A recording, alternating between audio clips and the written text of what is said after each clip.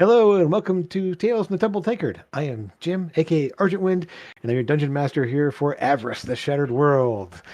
We are here today, minus one little gnome artificer. Eldon is not going to be here today with us today, so I'll just be pretty much autopilot as I have in the past. So we'll see how that goes.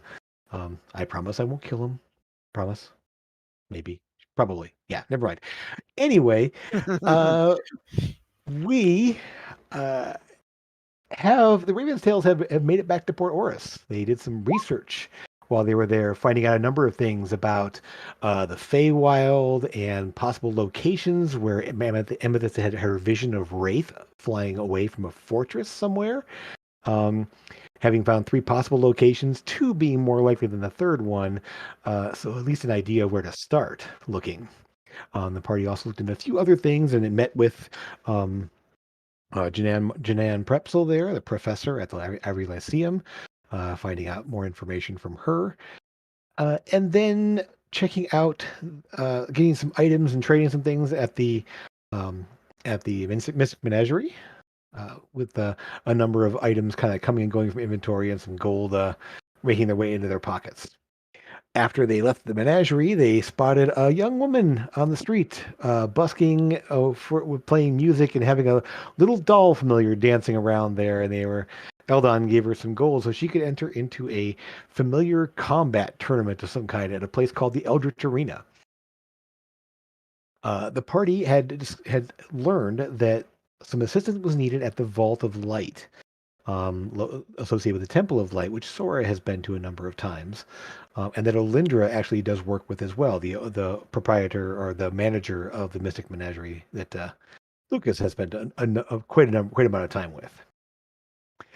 The party made their way down to the Vault of Light and met with one Father Brafton, who was kind of the curator of the vault, who explained the problem there. And the Vault of Light being a repository for dangerous or cursed or just items that need to be hidden away from public view and such for a variety of reasons. It seems that an item had gone missing, possibly in the possession of one of the acolytes that worked at the vault. The party met with them, actually was allowed to go into the vault to look into where the item was taken from, and saw a vast chamber filled with multiple shelves, boxes and oddities everywhere, all kinds of items and craziness. They discovered that the item had been taken in some sort of a box. It was sealed away in sort of a box, and the item was called a Lantern of Revealing All, said to be able to cause everyone within its radius to share their thoughts with each other unconsciously and not being able to help themselves. Their thoughts are just broadcast anyone within the radius there. They learned that a altercation had taken place at the Falcon Academy next door, nearby the vault where the acolyte actually did training. And they went to the academy, met with one Antius Sciarla, the proprietor and or head master of the academy themselves, and described the situation of the young man meeting with two friends and there being some sort of a fight or breaking out after he showed them something. The two people were injured. Two other students were injured, and the young man, one Lander, his name was, fled and left the academy there. They went to Lander's apartment, and upon getting inside, discovered that the apartment was largely empty. And there were some disturbing thoughts from those that were there that Amethyst picked up on. They snuck up to the second floor, trying to keep things quiet, and were just about to get to Lander's apartment door when Sora slipped on the top stairs and crashed to the floor with a massive bit of noise. And that is where we pick up today. So, a massive bit of noise. I love that, Jim. massive bit, yes. So, Sora, It's peed yourself. massive. picking yourself off the floor, and you all essentially the way this looks here is the second story of the apartment building. There's a flight of stairs up to the second floor. There is, as you see, as I described earlier, uh, Lander's doorway is off to the left from the top of the stairs. There's a doorway on your right and a hallway curving around another set of stairs going up to the third floor. Sora, as you are picking yourself up again, and the rest of you are all in various places around this second floor landing, you all hear doo, doo, doo, doo, heavy footfalls from the floor above. I will say this, I believe Torben was at Lander's door already. With Lucas and Amethyst nearby, and Eldon sort of off there, off a little bit off off in that group over there, sort of at the top of the stairs. So, with the sound of footsteps above and you guys at Lander's doorway, what do you do? I turn invisible. Okay, you cast visibility. Yep. So Torben just disappears. How about the rest of you? I'm going to stand up and kind of act like I meant to do it. Yeah. And Brush walk yourself toward. off. Just yeah. Mm-hmm. Okay. And then keep walking. Mm-hmm. As you stand up, the footsteps get louder, and you notice that the stairway above to the third floor is dark. It is about 8:30, 9 o'clock at night here, so the sun has gone down. It's not late yet, but it's definitely dark out. The third floor is dark, but you see a figure step into view at the top of the stairs. You can just sort of see up the stairway there. You see a bulky figure, human sized, but kind of broad and barrel chested. Hard to make out any detail because it is dark up there. But you can see sort of, yeah, mostly human, as far as you can tell by the silhouette that's up there. It's just standing there looking down the stairs. Doesn't come toward you. I apologize for making noise. My foot slipped on the step and I fell. I'll try to be quieter. And I'm going to start walking toward him because I think I want to go to the third floor. I'll act like I want to go to the third floor. He walks. So as you get a little closer to the base of the stairs, he sort of looks at you, and you can now see that he's kind of a definitely human. There, kind of just a messy dark hair, fairly pale skin. He's got sort of a scruffy beard, but it's trimmed, but not like it's not thick and like bushy or anything like that. But it is a little bit patchy in spots. He's wearing some sort of a smock of some kind. Can't really make any details, just sort of like an apron or a smock or some kind there. And he's just sort of looking at you, staring down at you from the top of the stairs there, and cocks his head slightly and shakes his head and turns and walks off. Doesn't say anything.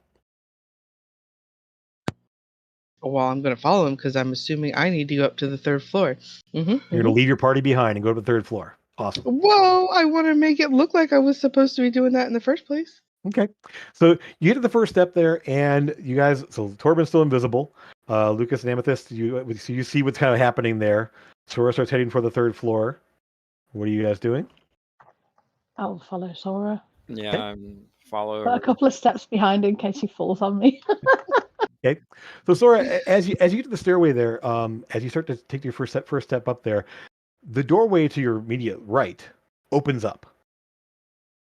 And you sort of turn and look, and there's nothing there. And you look down, and you see a young girl, about 6 or 7 years old. Dark skin, hair kind of dark hair, and sort of like little like two twisted little puff ball kind of things on the sides of her head there. Long pink like nightshirt thing, and little fuzzy brown slippers on her feet there. And she's just kind of looking up at you, looking at all of you. What are you doing out here? Sorry to wake you up, sweetie. I fell. I'm not going to sleep yet. It's okay. Ow. Uh, And you can see she's holding in her right hand. He's holding on to the arm of this like teddy bear, big old like yellow teddy bear that she's just holding on there. It's big enough that, and she's short enough that she can hold onto the arm, and the bear is sitting on the floor next to her, and she's just kind of holding it there, looking up at you. Are you all here to deal with what to all the people screaming and stuff earlier? Is that why you're here? Yeah, we We're sure gonna are. fix it. Good. That was really strange. That was scary. A lot of people were screaming and yelling, and then people were fighting, and the thoughts were all jumbly and strange. And the mom and dad fought, and then mom left, and the dad's here. He didn't go to work. He's still here with me. Um, uh, who are you people? My name is Lenny. Lenny, I'm Sora. You're so cute. Is your daddy around that we can talk to him real quick? Yeah, I think so. This is Mr. Butters. And she holds up her bear in front of you and just kind of like holds up. Mom said Mr. Butters would keep me safe. And Can I? Does our from this, yeah, so sorry, you're up on the ceiling there, invisible. That's fine. Yeah. What do you want to do? Can I make an Arcana check Or on the girl? it's not really. I mean, I would say you can make a check there, but there's nothing inherently magical that you can see about her currently. Okay, She's just a girl. I might have misunderstood something you said. Okay. Okay. Yeah, no, let's- just a girl in her PJs, basically holding a teddy bear. You said all the thoughts. I thought you like I. Well, she said there were jumbly thoughts. Yes, she did say that. Yes. Right. That's what I was like. Wait a minute. Yeah. The item that was stolen that we're here to look for, it broadcasts people's thoughts to each other. So Gotcha. Yeah. No, that makes I'm sense. assuming that's what's here. Actually, let's see. Torben, you're at an odd angle here, but you, Lucas, actually, all of you go and give me a perception check. Looking at her and looking at kind of the room beyond and sort of taking in the space here. That's a good That's start. persuasion. That's Nat 20. perception. Google. Okay. Ooh. Nice. Excellent. Wow. Okay. I have a +5. I can't climb stairs, but I definitely can see things I'm not So, supposed to Sora, see. you will see that the doorway beyond, there is light from the door behind her. So, and while you don't see or hear anything in the room beyond her anyway, she's definitely she's not standing in the darkness or anything else like that. There's maybe some sounds of you'll hear some sounds of movement somewhere in the apartment beyond her. Amethyst, nothing really jumps out at you. However, you do sort of hear the footsteps upstairs, the getting fainter, and a doorway closing from upstairs. Lucas and Torben, you're looking there, and you will, as she's holding up the bear, Mr. Butters, to you, you both will take note of the fact that the bear, she holds up and the bear's all floppy.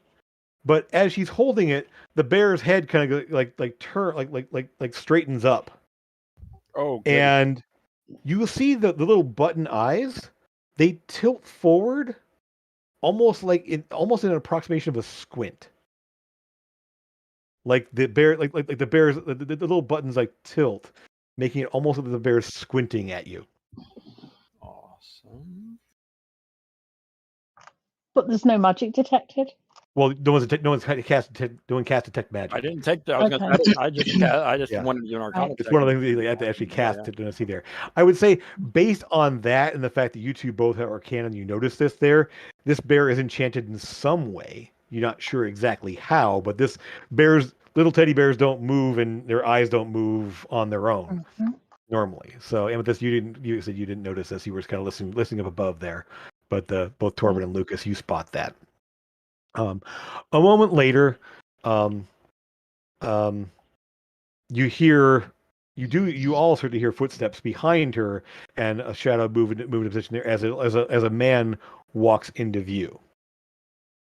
And he steps up, and this man's he's not like large. He's human, dark skin like her, his black hair kind of cut very, very short on his head there. He's dressed in kind of indecent looking maid clothing, tunic and trousers, but a bit rumpled. And he kind of steps there. Lenny, what's going on? You get back inside. You shouldn't be out here. You people, what are you doing here? You part of what's going on? What's happening? We're here to try and take care of what's happening here.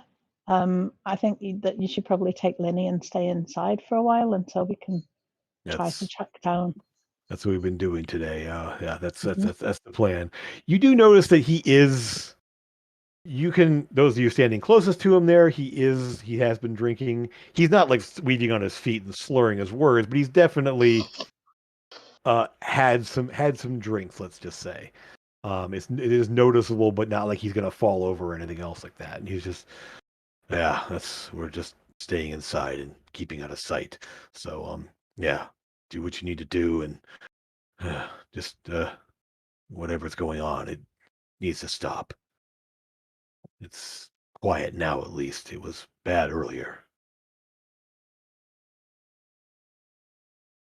And let's see. No one's so. What's fine. Do what you need to do. I'm gonna go inside. Lenny, go on. Bye, Sora. Bye, everybody. Bye, Lenny.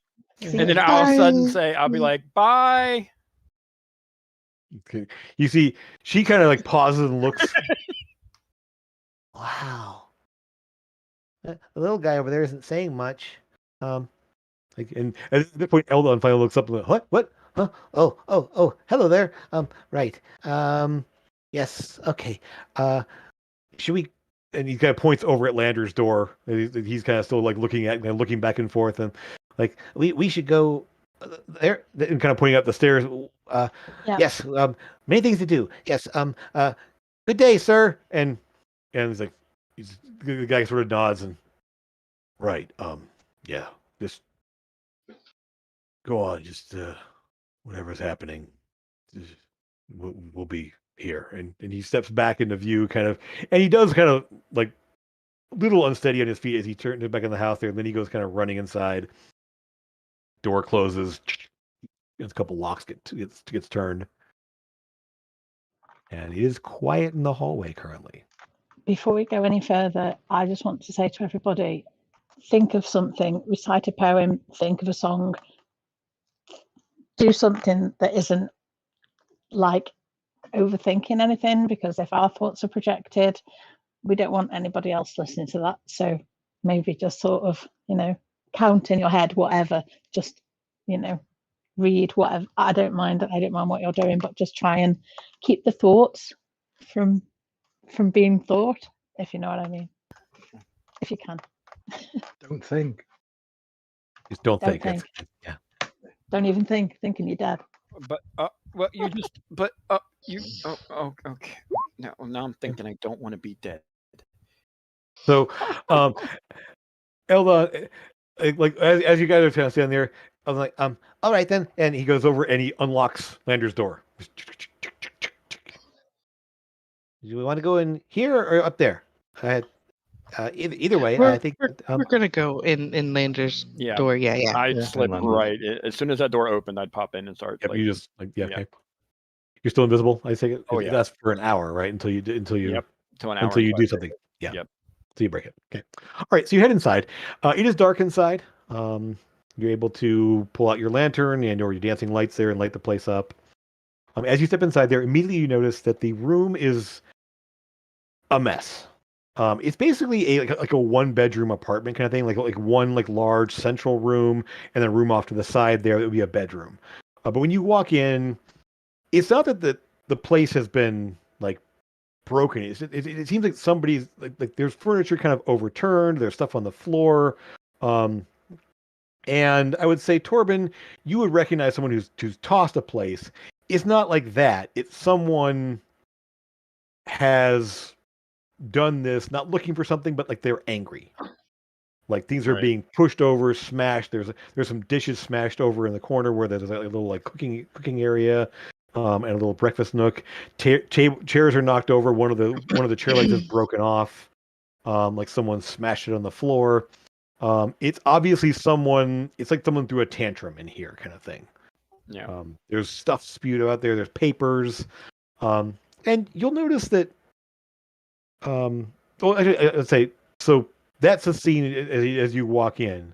If you don't see anyone currently with the lights there is the bedroom door off to the left-hand side. Little kitchen nook in the back there with the breakfast table. A little seating area in the front. So where do you want to go? Who wants to do what, I should say? I'm gonna head toward the kitchen area. I think we should go upstairs. That's where we hear footsteps and stuff up there, right? Well, there was a guy that I kind of bumped into at the top of the stairs. He came down to check on what the noise was when I fell. I say we go upstairs, but we all stay together. Well, he probably lives here. It's an apartment block.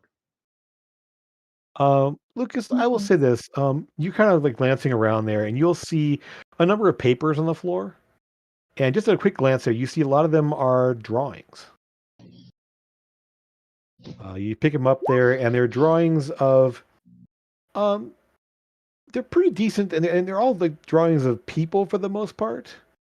You recognize both Father Brafton and Antius in the drawings there, kind of in, like someone like he drew something out there, and you see more more drawings there, either one or two figures, a young man, young woman, yeah, either together or individually in various drawings. Probably about a dozen total that feature those two scattered around the area there. There's other than that, yeah, that's kind of what you see among the papers that are scattered around here. I'll go have a look in the bedroom. Okay, the bedroom is a little bit. The bed was obviously slept in. The covers are still rumpled and else that. It's still kind of a mess. It's not torn apart in here like the front room was.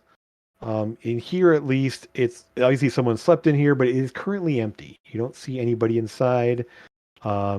Quick glance, there's a little like a wardrobe. The door is open there, and you can see there's clothes in the wardrobe.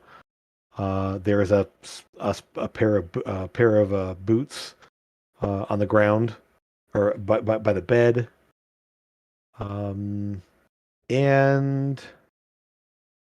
kind of a thick cloak hanging on a peg next to the doorway, next to the door inside there.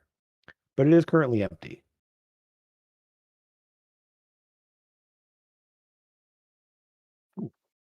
What was okay? Oh, little buzzing sound there happening. Find out whose that is. Natalie. That's Natalie's. Oh, Okay. Well, we'll see. Hopefully it'll fix itself when she runs out of Yep. batteries. I went to the kitchen. Okay. Kitchen area, you can definitely see that there is there's a few dishes that are broken on the floor. But it's very basic earthenware kind of dishes, cups, bowls, a little bit of a couple pieces of flatware. There in the shelves, a little shelf above there. There's kind of some extra ones there, but there's some smashed on the floor. There's no refrigerators anything like that. No cold box here, like in some other places you might have seen for food. But there's no sign of like old food. There's no sign of like spilled drinks or anything else like that. There is, so there's a sign it was used, and I would say you would see, at least in the little wash basin kind of thing there that was set up there, there is a set of dishes that looks like were used sometime today, maybe the day before. You're not really sure. It's hard to say how long. Nothing is like fresh, or there's no like food sitting around or anything, but there's obviously something that was used on some plates that are in the wash basin. I want to cast Detect Magic, Jim. Okay. I'll take that. All right. So you don't detect any active auras or anything else in the room. Give me a perception check to see if you spot anything interesting. Okay. There is definitely a lingering trace of divination magic. And you realize that kind of looking around and there's just like faint traces of it. Like, there was at some point some strong divination magic that happened here. But it's all a faint presence right now. However, with that roll, you can detect that there is definitely looking up. There is divination magic stronger above you than below you. You can't see an active effect, but you can kind of feel that presence in the space, probably somewhere above. I need a knife to cut it. So, other than that, there's nothing else lingering. There's no items that are magical, no current effects that are happening that you can see in the area there. But you definitely do get the fact that divination magic happened here, and there was still a lingering, stronger presence of divination magic from the floor above you. I'll tell Yeah. the rest of the Okay. group I'm sensing magic upstairs. Okay. That's So- where the reason I said upstairs is because last week's session you said that we could hear stuff up there, and Mhm. yeah, there was some sounds from above. It wasn't like there was like I would say, just to kind of refresh everyone here what I described and what I'm just going to describe for today. When you first at the lower floor, the first floor there, you heard some quiet voices and stuff. And Amethyst, you kind of sensed some thoughts, some disturbed thoughts of people that were happening. It was fairly strong in terms of like there was a lot of people that were upset or scared or anything else like that. And so you got little snippets that something happened, and most of the people from the third and fourth floor of the building, it's a 4-story building, left. That most people have fled the top floors of the building. yeah, you said that last week. Yeah. So just to refresh everyone's memory on that one there. And so when you first entered the building there, you heard some voices, hushed voices and stuff from people on the first floor, and you maybe heard something on the second floor, and some sounds from the third from the higher floors of the building. So there's definitely some presence still inside. It's not completely deserted or abandoned. Obviously, you just ran into Lindy and her father that are here. But you don't hear much else. It's fairly quiet otherwise. I think we should go upstairs, everyone. Okay. Yes, that's what I thought. Yes, let's go. I need a marching order. Who is going upstairs first? That would be Sora. Okay. I mean, Sora. Tobin's invisible. Well, I'm saying, what I'm saying is, Torben, do you rush up ahead of everyone, or are you? No, Torben's Okay. not. No, that's not. Okay. So Sora, No. I will say this. Halfway up the stairway, I need you to give me a wisdom save. Okay. Mm-mm-mm. Something is going to happen. Remember, do your Well- singing. One, Huh? 2, 3, 4, 5. Wisdom save. Hells yeah. Nice. Nice. So Yeah. I will say this. You, taking Amethyst's advice, they're sort of like reciting the alphabet or counting, whatever it is you're doing. So it's something just sort of like, and whatever it is, you kind of keep that in your mind. As you get a half up the stairway, you hear specifically two voices, two sets of thoughts. The first one, quiet, stay quiet, go away, don't come Don't come here. Stay. No. Get quiet. Be silent. And a second set. That's someone's here. Someone's here. No. No. Go away. Don't be here. Don't come up here. Don't and it's sort of this panic sort of so one angry sounding quiet. Don't make the sound. Be quiet. And the other one sort of like asking, begging to stay away. The second you arrive there. I will turn to Amethyst. I'm assuming she can see me. Sure.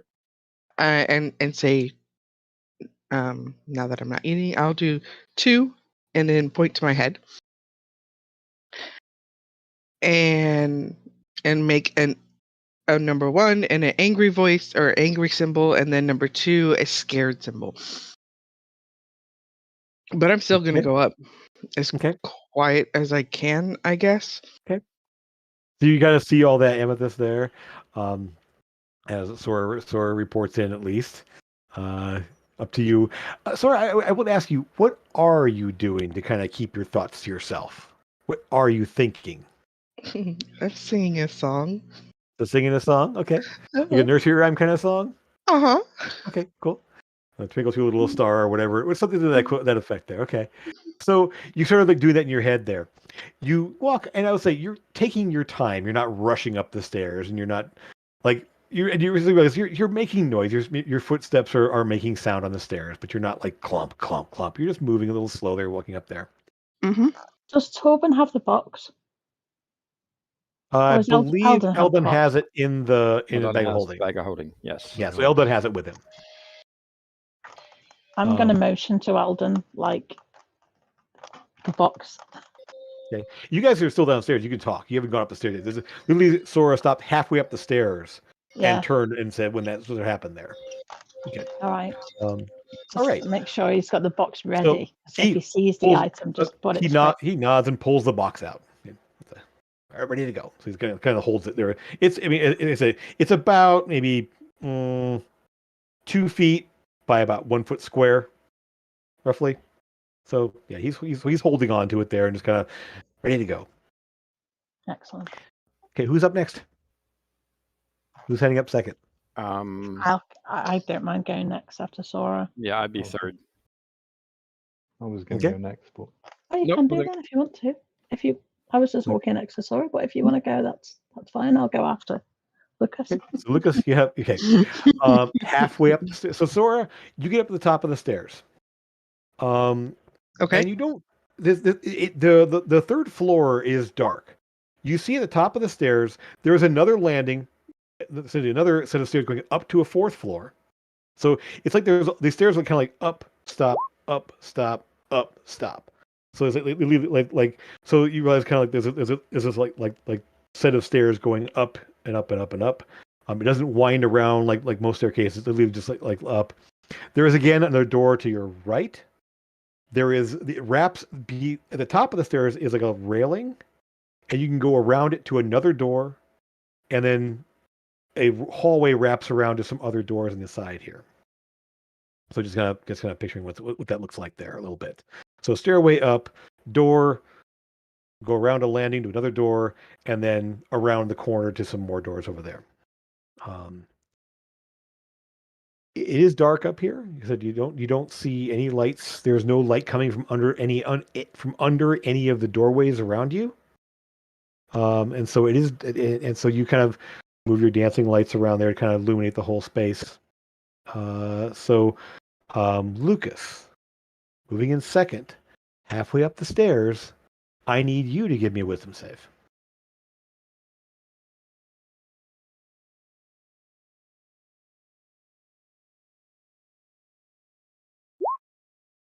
Okay. Rip. So, first off, what are you trying to think of? You'd just be reciting a poem or... Cool. Okay. All right then. So first of all, then, what you hear, similar to Sora, a voice, angry, again, stay away, stay quiet, shut up. Another one saying, go away, don't come here, don't come here. But two distinct voices here. You also hear Sora singing a nursery rhyme song that you can hear. And Lucas, what are you really thinking? I was going to head to the room above Landers. Okay.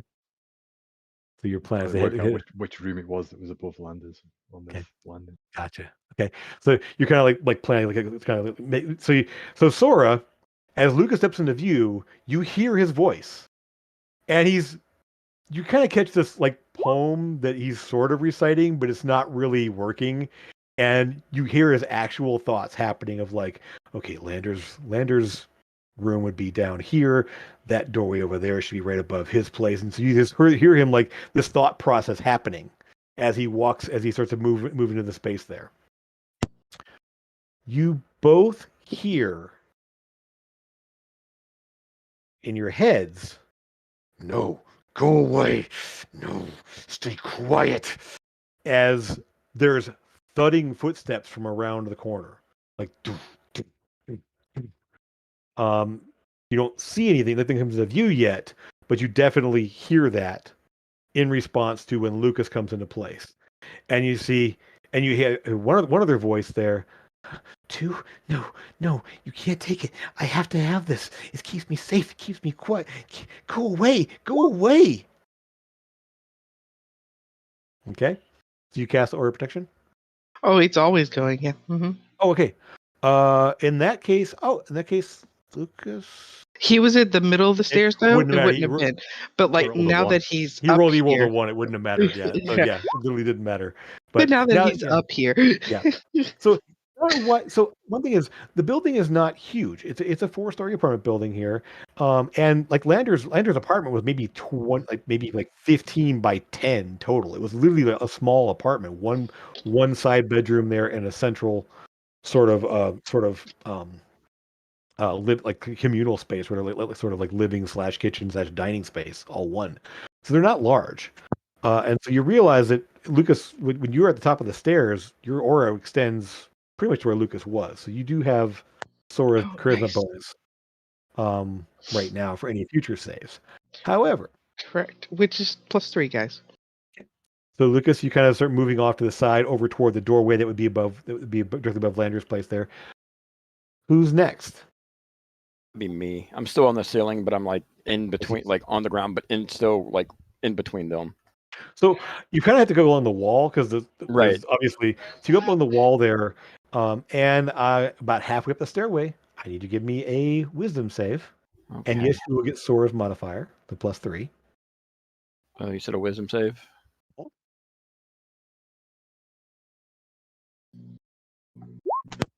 Okay.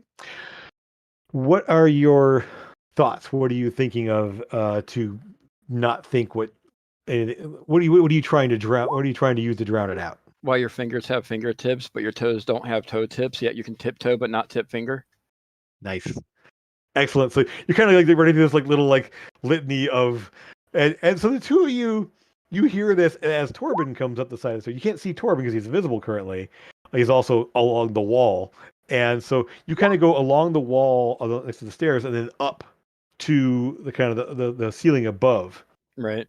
Again, there's a landing, kind of a railing and a doorway over here.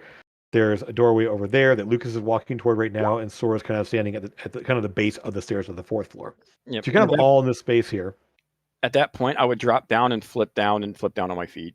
Okay, so you land on the railing. Floor, yeah. Yeah. Okay. So past the railing of leaving the stairs clear. Yep. You again hear the same thing. However, now you do hear the heavy footsteps, the panicked 3, no, go away. This is not, you can't be here. This is not, you can't take this. I have to have it. And just getting more and more panicked. It says, Jordan, make them go away. And the doorway around the corner, and Lucas, since you walked out there, you can see down the hall, the doorway slams open. And out steps a man.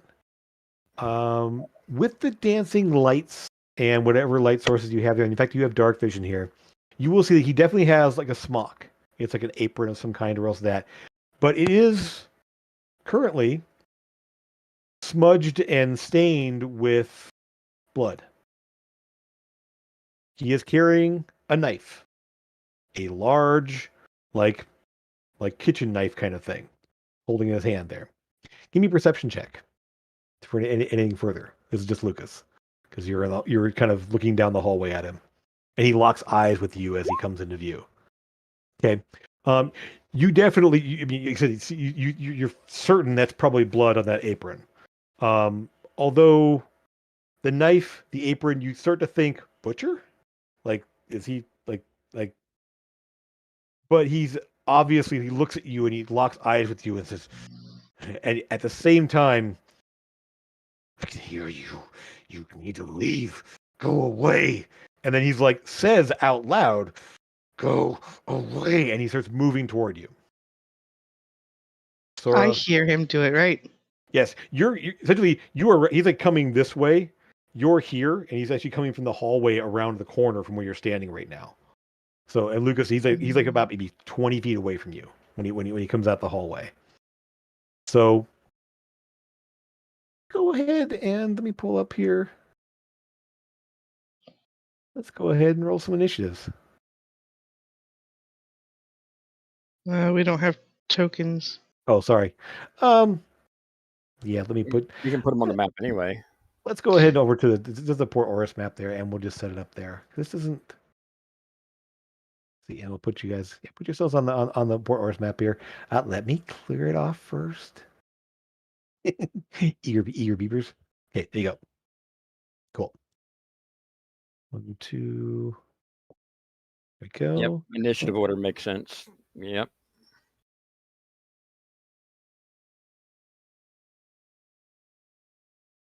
Okay. Okay. Excellent. Okay. Let's kind of put you guys over here. And let me just take. This doesn't really matter. This isn't actually something we need to worry about. Want to grab.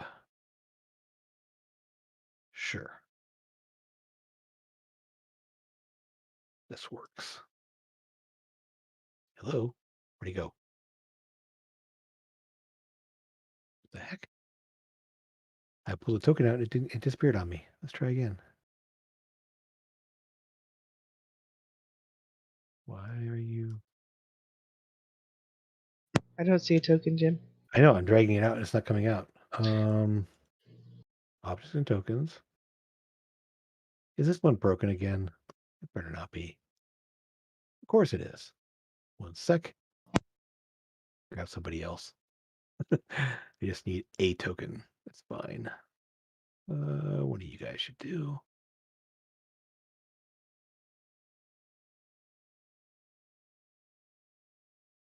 Grab.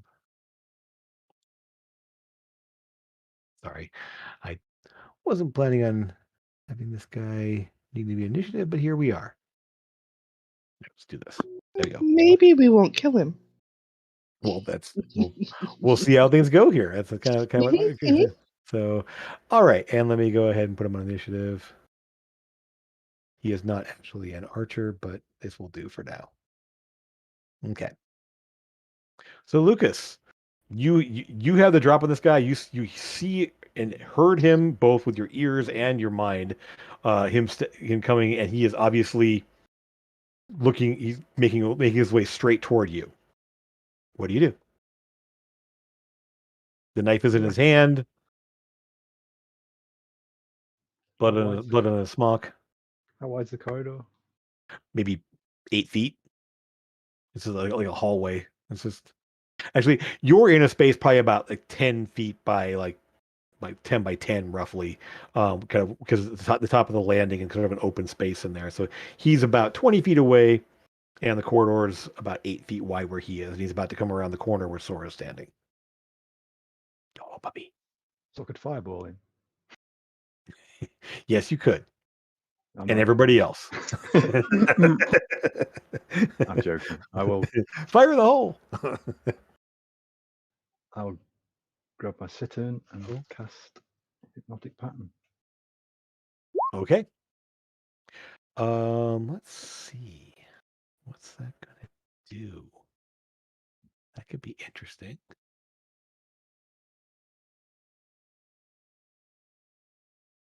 One sec here. I just want to see how that interacts with what's going on here.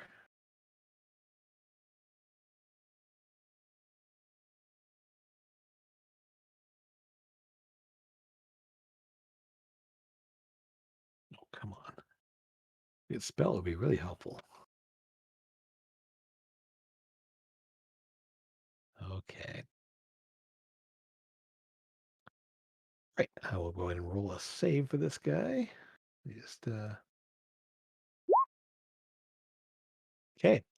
I think your DC is 18, yeah. So actually let me roll twice. Okay. So he's Jim, just yeah. so it's at disadvantage because I'm using the sit-in. And straight roll. Then it's the first roll counts. All right. So never mind. Yeah, you normally he currently has advantage because of the condition he's in right now. So essentially, he sort of like moves toward you and then slows down, and you just see him quiet. And so he's just sort of like breathing heavy in this point there, but he is sort of, for the moment at least, stopped. And whatever that pattern is happening in front of his eyes right now, he is currently not moving. Amethyst, you see him, this guy charge. Well, actually, you're still downstairs, so you hear things happening below there. You haven't come upstairs yet. This all kind of happened right when Torben was heading up the stairs and dropped into him there. So what are you doing downstairs? I will say, obviously, I'll say it aloud as well, so everyone can hear. Mhm. Don't do any damage to him. Okay. Oh, good. So we don't have to hurt him. No. He's currently he is breathing heavily. He's obviously still like the grimace on his face. He's obviously still agitated. His thoughts are still like, while he's not really doing anything, he's still like this over and over. Shut up. Stay quiet. Go away. Can I see the thing that we're looking for? You mean the detect magic anyway? I mean, or an item? It'll still be going, won't it? Yeah, there's detect magic is still working there. You can see the effect, and you realize now as people are walking up there, they're walking into almost like a bubble. Like halfway down the stairs is sort of this, and you're watching it as they step into it now. It's clear to you as the effect is happening there that it's like they pierce through a bubble, and then that's when seems to happen there. It is definitely divination magic, very similar to your detect thoughts magic, but not the same spell, but similar to that because detect thoughts is divination, so it is a very similar, at least, effect. So I'm guessing it's going to be on the inside of, like, on the center of that sphere. It's hard to see a curvature really to it there because it's kind of this point here. It might be curving a little bit more to the right, so which makes sense because the outer wall of the building would be to your right, looking up there. So it's somewhere. Well, but again, without seeing an actual like physical like bubble, it's hard to see where everything is there. You can sort of see where the effect happens. But it's not like you can see. You can't quite see a sphere, especially. It's more like this like shimmering space that people are passing into, and it's becoming active.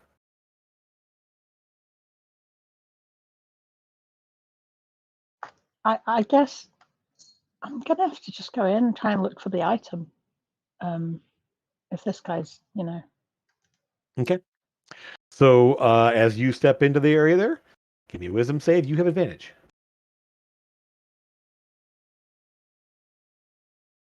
You're used to thoughts.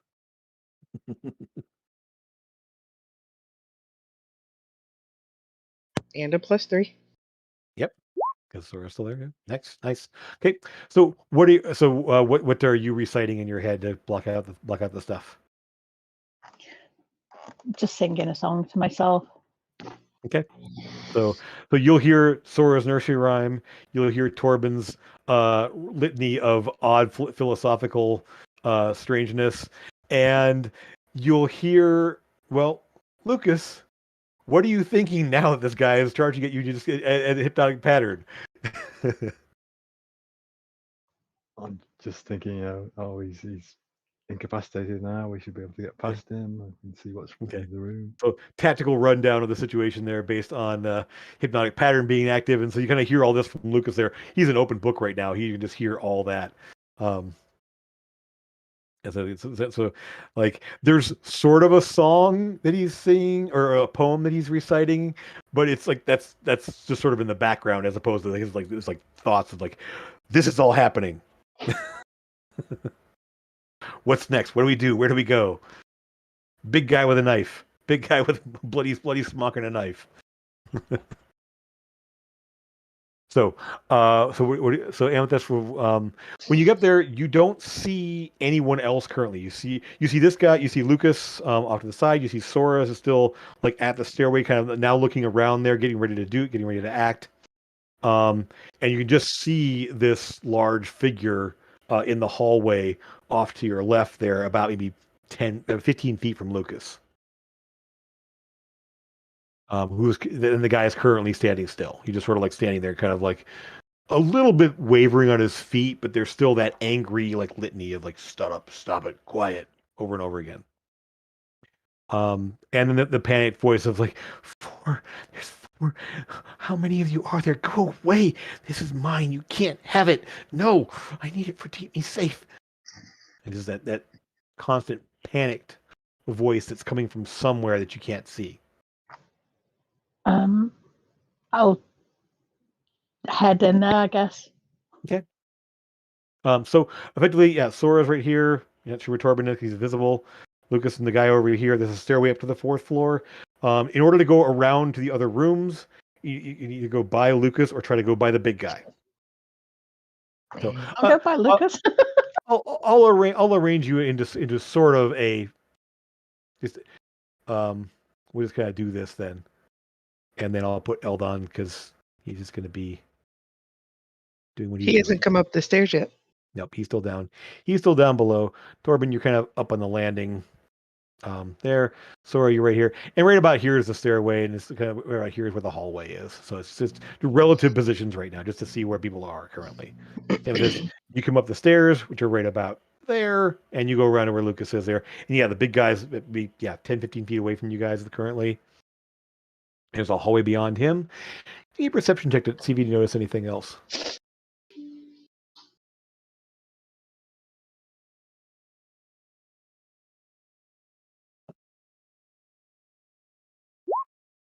Okay.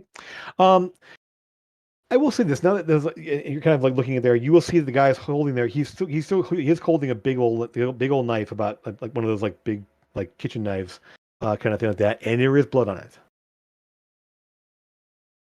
on the knife. Someone should take that off him. It's not going to be me, but somebody should definitely do it. Finish your turn, and we might. So that was kind of all your move and seeing what's happening here. Is there any action you want to take? No. Okay, so okay. All right. So the big guy, I don't think he gets a save, does he? It's just gonna happen. Yeah, no save until it ends. Okay. I'll last for 1 minute. All right. So he's just sort of standing there looking, not doing anything. Incapacitated means he can't do anything. Can't take actions or reactions. Okay. So he is just standing there, sort of wavering on his feet there, just quiet. Yes. Stop. Go. Quiet. No more. And Torben. You see this all happening up there. Amethyst down below. Ellen does not come up the stairs.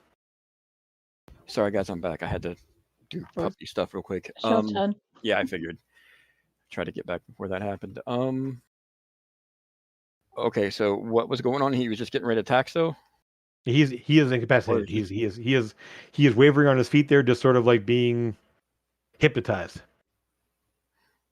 Still thinking what he's thinking, but he's not doing anything. I'll look over at Lucas. What should I do? Just don't do any damage to him or shake him awake. Okay. Take the knife away. Oh, maybe I should tell him to do that. Yes. And then I'm going to charm person for my. It's going to be free the first time I do it. Okay. He currently he's already charmed technically. Oh, And he can't take any actions or anything else. He's literally just standing there.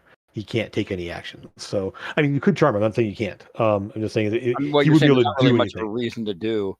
Yeah, Um, it wouldn't I add anything to you right now, other than making him think you're a friend. But you don't know what that would do in this case. okay, so I guess I will not do that for now, and I am just going to. There's no reason to hold person because he's already held. Uh, I won't do anything. Okay. All right. Jim, to Yes. clarify, do I know what this object looks like that we're after? It's a lantern. I know what it looks like. You know the size of it. Yeah, they kind of Yep. describe it to you. It's sort of a brass lantern about yay big, about a little over a foot tall, about 6 8 inches around there. Kind of almost like a square lantern. Handle on top, some sort of shuttering mechanism on it. There, you know that much, and it fits in a box that's 2 by 1, effectively. That's sort of lead lined. Okay. And we have the box, but not the thing. Okay. Okay. Yep. When you're done, sorry, Torben. That was I mean, that was it. That was my turn because I mean, there's really not much for me to do at this point. Okay. So, Sora, what do you want to do? Locate object spell, please. Okay. Excellent. Is there anything? Is one action? Okay. No problem. You know direction to the object. It is up and ahead. I have to go up another floor. There, so you're on the 3rd floor currently. There's a 4th floor. You can see it up. It's up on the 4th, and essentially, from where you are right now, you know it's up. Hey guys, the object we're looking for is not on this floor. We have to go up another floor. Okay, so how can we just leave our friend here? I'm assuming if we all shimmy around and go up the stairs, I'll stay at the bottom. He's over in the hallway. You're at the stairway. Like there's nothing in front of you. The stairways are up there. He's around the corner. My friends are not near the stairs. That's why I was saying if they shimmy around, get up the stairs. Well, no, he's not in the stairway. He's in the hallway next to the stairway. Like you're the only one blocking the stairway right now. Okay, well, I will move a step to the side and tell everybody to get up the stairs. And if that guy decides to pursue us once the spell is dropped, I'll be here waiting. Okay, so you kind of step off to the side. They put you back up to the wall. Mm-hmm. And all right. I mean, if we could take the knife off him in the meantime, that might be a good idea. We'll be fine. Okay. Okay. Up the stairs. So, at the top of the round, before you go here, Lucas, there is a new thought. Well, not really a thought, but another one. Kind of everyone who's upstairs right now here, and Eldon, he's kind of still like waiting, kind of like, should I come up yet? I'll stay here until it's ready. Yes. I don't want to. I will be ready with the box when we find the item. Yes. And so you all in your minds at the same time hear a scream, just a blood curdling scream. You don't hear it out loud. You just hear it in your heads. As someone, and has a feminine quality to it. It's a high-pitched screech. It is not the others. You still hear the big man. You still hear, at this point, what you would assume is Lander. And now you hear this screech. And there's no words. There's no thought behind it. It's just sheer panic and terror as this screech enters your heads.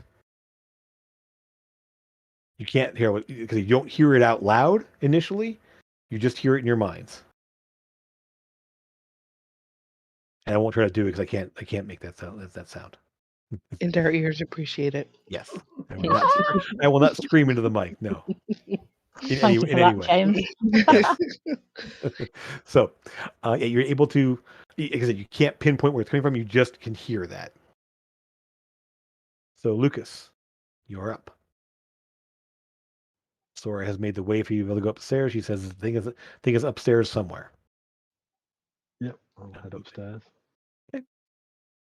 All right. So we'll just let's just grab everybody and move you down. Whoop. And then we'll move Lucas. Hold on. We'll move Lucas up and past. Kind of like that. So all relative positioning here is fine.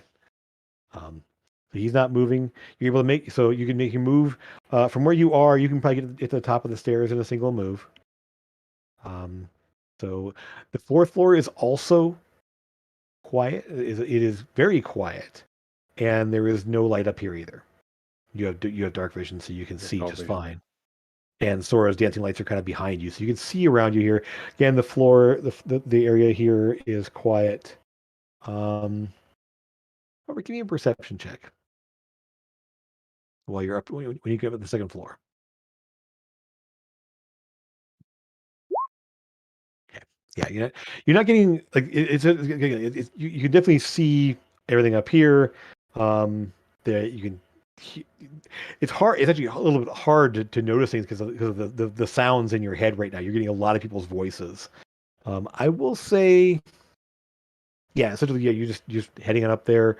You're hearing the sing songs from both Sora and Amethyst. You're hearing Torben's distracting philosophizing, and the other voices you've been hearing, plus that screeching, is all happening. It's not stopping. Like it just keeps going. Because it's a screech that doesn't have to be used with someone's lungs to do. So it just keeps going. The only thing that would stop a scream normally is running out of air. And since you don't have to breathe while you're thinking a scream, it doesn't stop. Who thinks a scream, though? Like what? Mm-hmm. I mean, I'm doing the same thing I was on the floor below. I'm looking for the room that would be above Landers on this floor. Okay. So you look around there. So you glance around there, and again, so it's going to be off to your left there. It's very similar, only now there's no door. There's still a doorway to your right, but it kind of opens up into another hallway to the left, more doors, and then more rooms kind of behind you on this fourth floor. And you kind of pick out about where Lander's room would be on the fourth floor and look over there. The doorways are all closed. Actually, at least one of them is open partially. You don't see anybody in it. Anything else that there's at least one door that's open, kind of down in the direction you're looking in currently. So, effectively, that's what you see. Any actions you want to take? Can I get to that? Oh, I can move. I'll move towards Okay. what door I think is the right Okay. door. As you move to that door, what becomes clear when you move down that way is, well, the first thing you notice is outside the door, against the wall, is a figure, and you're now moving out of the light that Sora has, and fully into dark vision at this point there, and you see what appears to be a person on the floor, kind of in the corner at the end of the hall down there.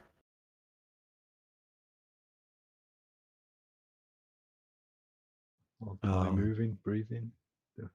They're not moving currently. As you approach, you will see there's obviously blood on the floor around the figure. They're not moving.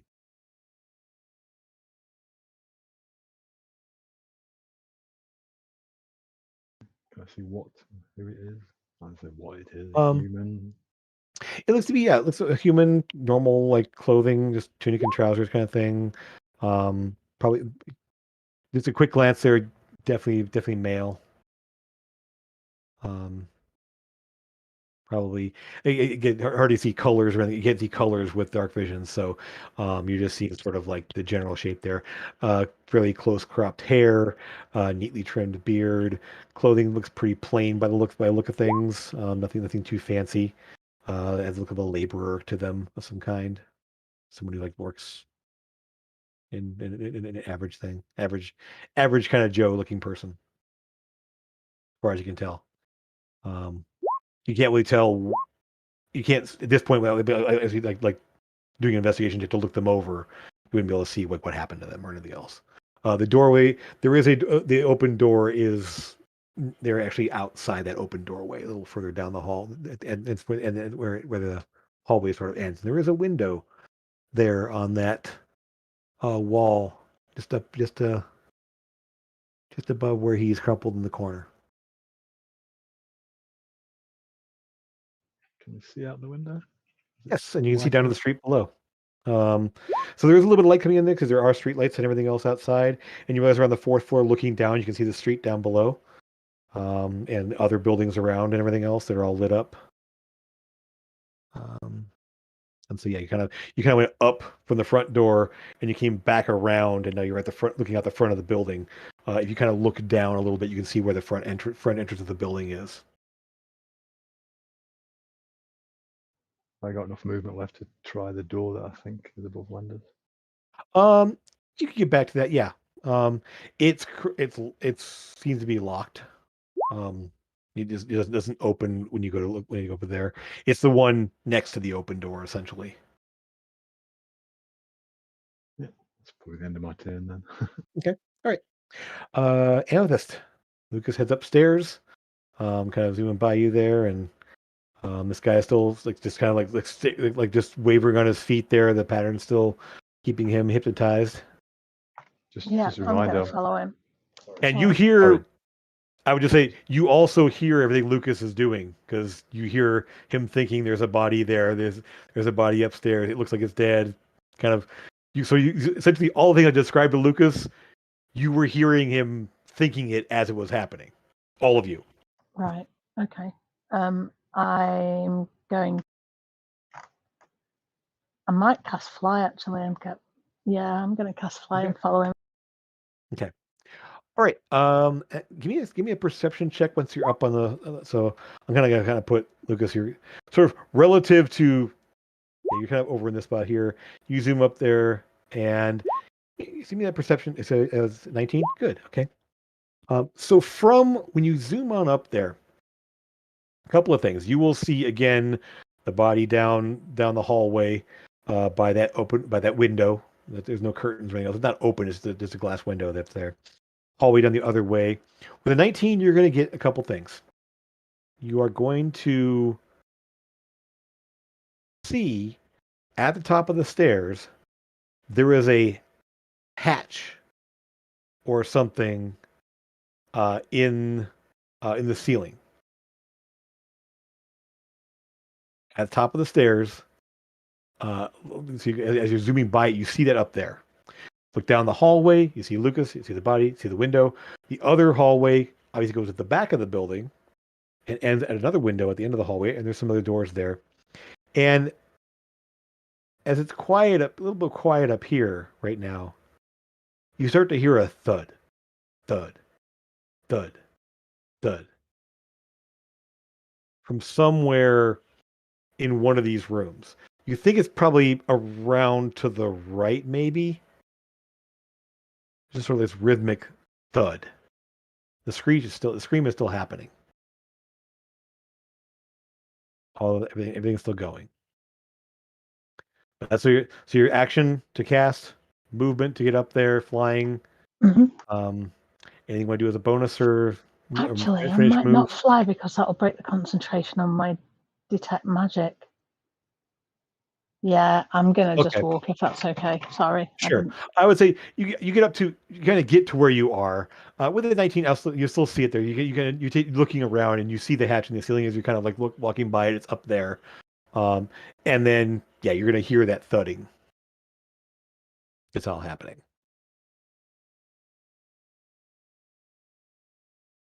So in that case, yeah. So you still have your movement there. Detect magic is still going there.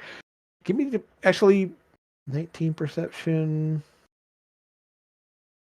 You get sort of a feel for where where this effect is happening. It's definitely covering most of this floor and most of the floor beneath. So it's still all, you're sort of in the middle of it. You are all through this active effect happening here.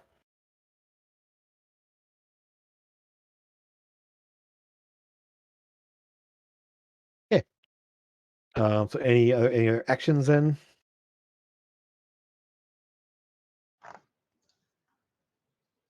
I'll just try and have a look around if I can Okay. see anything in there. Which way? Where Lucas is, around to the left or around to the right? Or up, I'm finding it difficult to picture it with no map. Yeah, I know. Okay. So left. you're on. So you're on think of an apartment floor, a small apartment building. At the top of the stairs is a doorway to the right. There's a wall in front of you, and then you go turn. There's a kind of an open space here where there's a hallway down to the left where Lucas is, and a hallway around to the right where you're hearing the thudding sounds. And there's there's doorways along there. There's doorways around the other side. I kind of want to go right, but I'm scared. Yeah, I'll go right. I am scared though. Okay.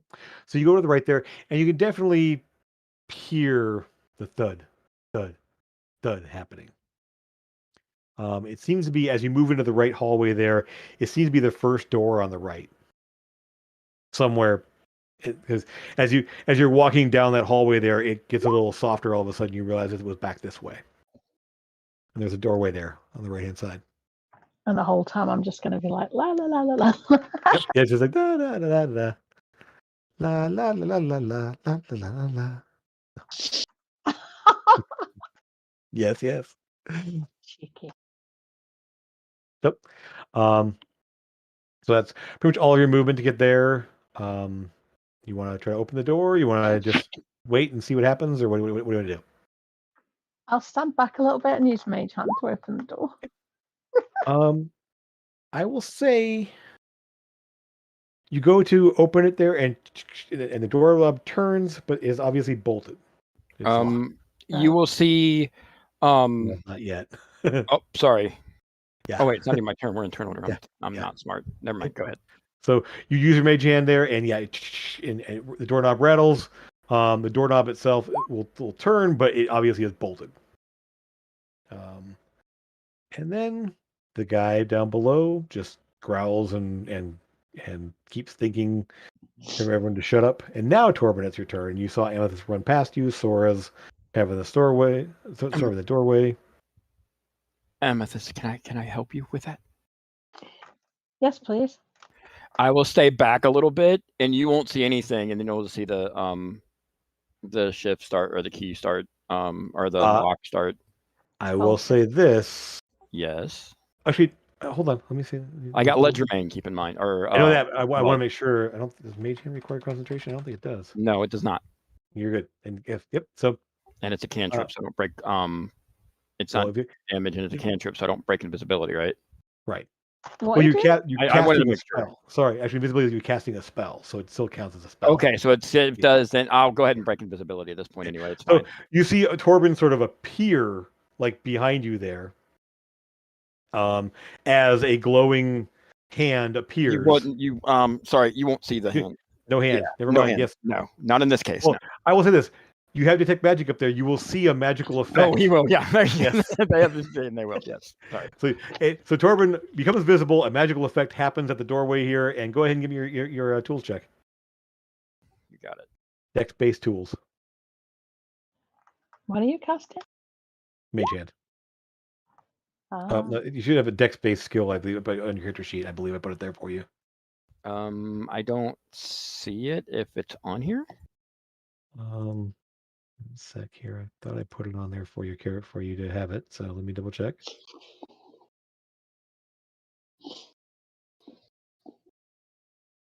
Yeah, it's Thieves Tools, the very last skill on your list. Go to the bottom. It's in alphabetical order. Thieves Tools are listed there on your skills.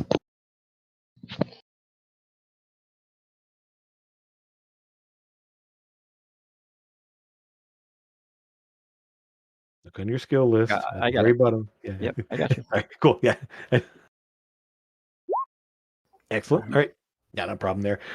You hear the little rattle, Amethyst, and there's a click, and the door is unlocked. Cool.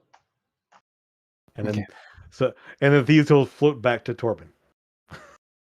Yep. Nice. So the doorway is unlocked. That was your action, and technically it would be it's fine. Mhm. Call it good. So the door is unlocked there now. We'll put Torben up next to Amethyst. Actually, I do this way. Now we're kind of shifting everybody down here around there. This is more like what we're looking at now. All right.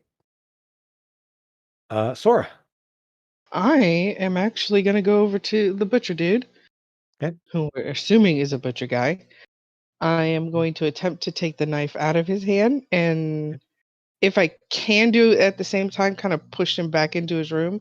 Not really attack, but just like go back to bed. Let's see. What does... I believe that might wake him up. Let me double check that to make sure. So what to... Because normally you just use an action to shake them awake. So if you're not doing that, I don't know if it'll wake them. So let me just double check how this was worded here. No, I don't want to shake him. I just kind of want to. But I mean, I don't know if it's touching him or doing anything else, or you have to actually mean to do Okay. it. So let's see. Because like sleepwalking people, Nope. you can You're not nudge using an action them. to shake him out of the stupor. So yeah, you sort of like you can sort of like take the knife out of his hand and sort of like kind of like he just sort of like shuffles along. And again, the whole time he's just like the thoughts are happening, but he's not able to physically do anything currently. And you kind of put him in there and close the door. Have the knife in your hand there. The knife does have blood on it. It does. And I won't be able to tell if it's human or not because I'm not that smart. Did she hear Lucas saying that there's a dead person upstairs there? Yep. You know there's a dead person upstairs. With blood around him. So you're all hearing Lucas's thoughts. Oh, I did hear that, didn't I? Yep. Then I probably wouldn't have put him in his room right away. Is it? Can I see the dead person now that I have the lights around me? No. Okay. It's upstairs. You're still downstairs. Oh, he's up. Yeah. Okay. Yeah. They all went upstairs there, and Lucas found the body on the 4th floor, further down the hallway. Well, he's in his room, and the door is shut. Sure. And then if I can use a free action to talk in my head to Amethyst, I'm gonna say that I have the knife, and I've locked him in his room. Well, put him in the room, and I'm standing out front of it. Do you need me up there? I would say this, point of fact, you all hear that. Because you're thinking it, and so you all hear it. Yes. So stay with the group. I've heard that's wise. Definitely. Stay together. Okay. Then with what little movement I have left, I'll make my way back up there. So you get up the stairs. So you're at the top of the stairs on the 4th floor. I will say this just to make sure we have this in here, and I will just roll to see what happens. Okay. You will all suddenly hear Eldon's voice in all Eldon's glory of the stammering, everything like that, as he steps into the view, walking in the box there. I have the box. I'll do what I need to do. And yes, and it's just this constant like, and then he's like off on a tangent as he's thinking about this project and this project and this tools and this thing and this thing, and it's just this like dizzying like wall of thought that's happening now that Eldon's in the field as well. God, can I mentally block him? You could tell him to move back down. Just Alden, shush. I would love to. I'm just I have no idea how, and I want to make sure that I'm doing everything properly, and I have the items that you need, and I'm able to help in some kind of way. And Yeah. Come here, buddy. Come on, up here. So he will walk up to the fourth floor and sort of be up there now, holding the box still and kind of looking around. And oh, this is terrible. And what's weird is you start getting this thing of you hear him talking, and everything he's saying, he's also thinking at the exact same time, but in double speed. He's thinking it twice as fast as he's saying it. And so there's this weird echo effect of like thinking and saying, and it's just like like having bad subtitles where you're hearing it and then seeing him say it and then hearing him. Yeah, this odd echoing effect. Now that I'm up here with locate object, am I getting a closer idea because it lasts for 10 minutes? Does that have? I mean, is it use your action? You sense a direction. It's a concentration spell. Oh, is it?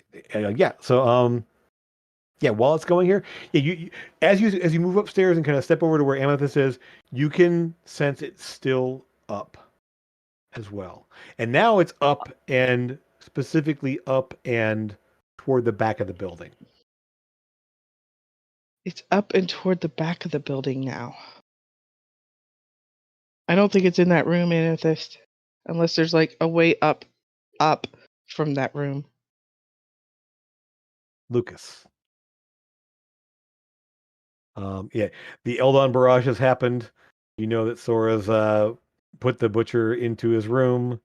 You are standing in front of the doorway. It's right above, two floors up from Landers. But as Sora just said, it's up. Must be on the roof. The only thing above you is the roof.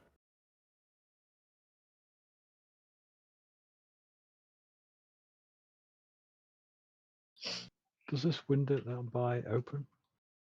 It's actually fairly small. You could maybe break it open, but it's not meant to.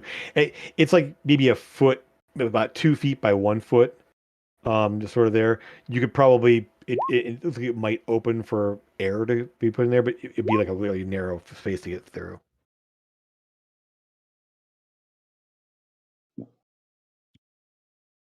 There are windows in the rooms, though, aren't there? Yes, there are.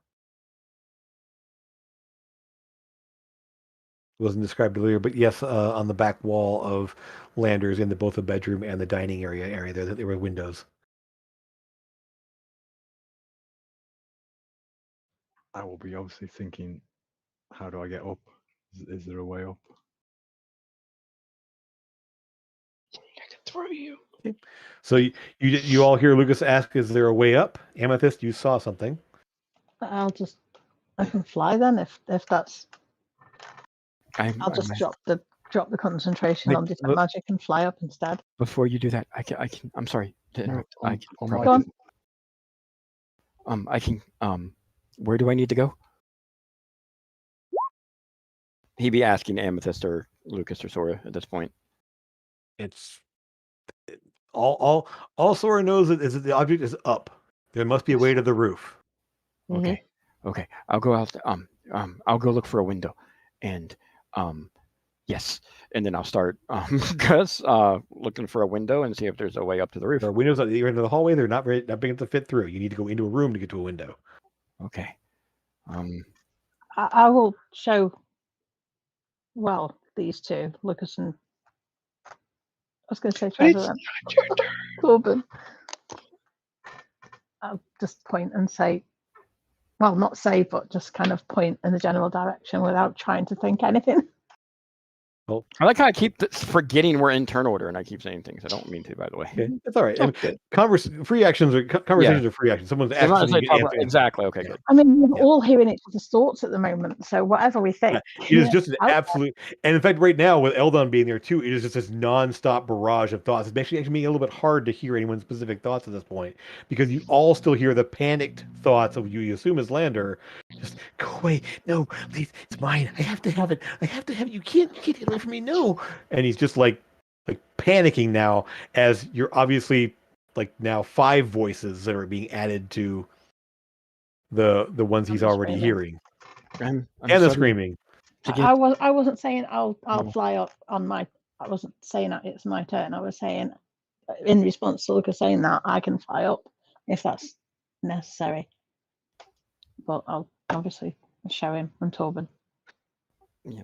The last thing I'll say to So- Eldon, you are please stop. It's really starting to stress me out. He literally can't. Yep, I know, but he says it. Yep.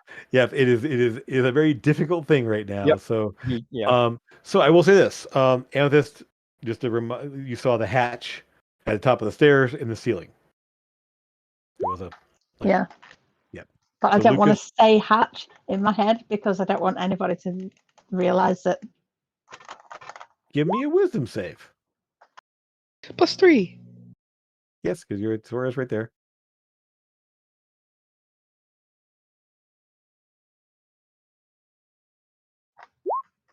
Okay, you are able to lean out and point up to the hatch. Lucas, you see where she's pointing. She doesn't think the word hatch. She manages to not say that, but she's able to point to you where it is. And you see like at the top of the stairs, on the ceiling above there is a square, what looks like a doorway of some kind to be opened up. You don't see a way to like climb up it there, but there is a. It's kind of like an attic door kind of that where you can open up something to an attic. The ceilings are only about 8 feet here, so it's not. You could probably with a little boost be able to push it open or whatever.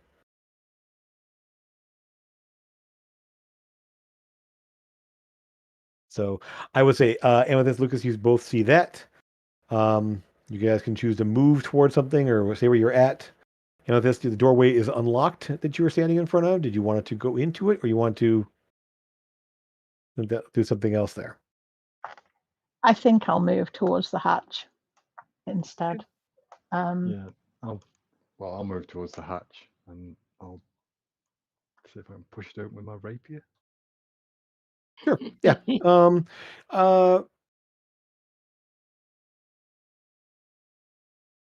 Yeah, I would say you kind of like push on it a little bit there until, and just give it a shove there, and it will kind of pop open there. It won't like fly open, but at least you can see it will give enough to be able to see that there's a night sky out there.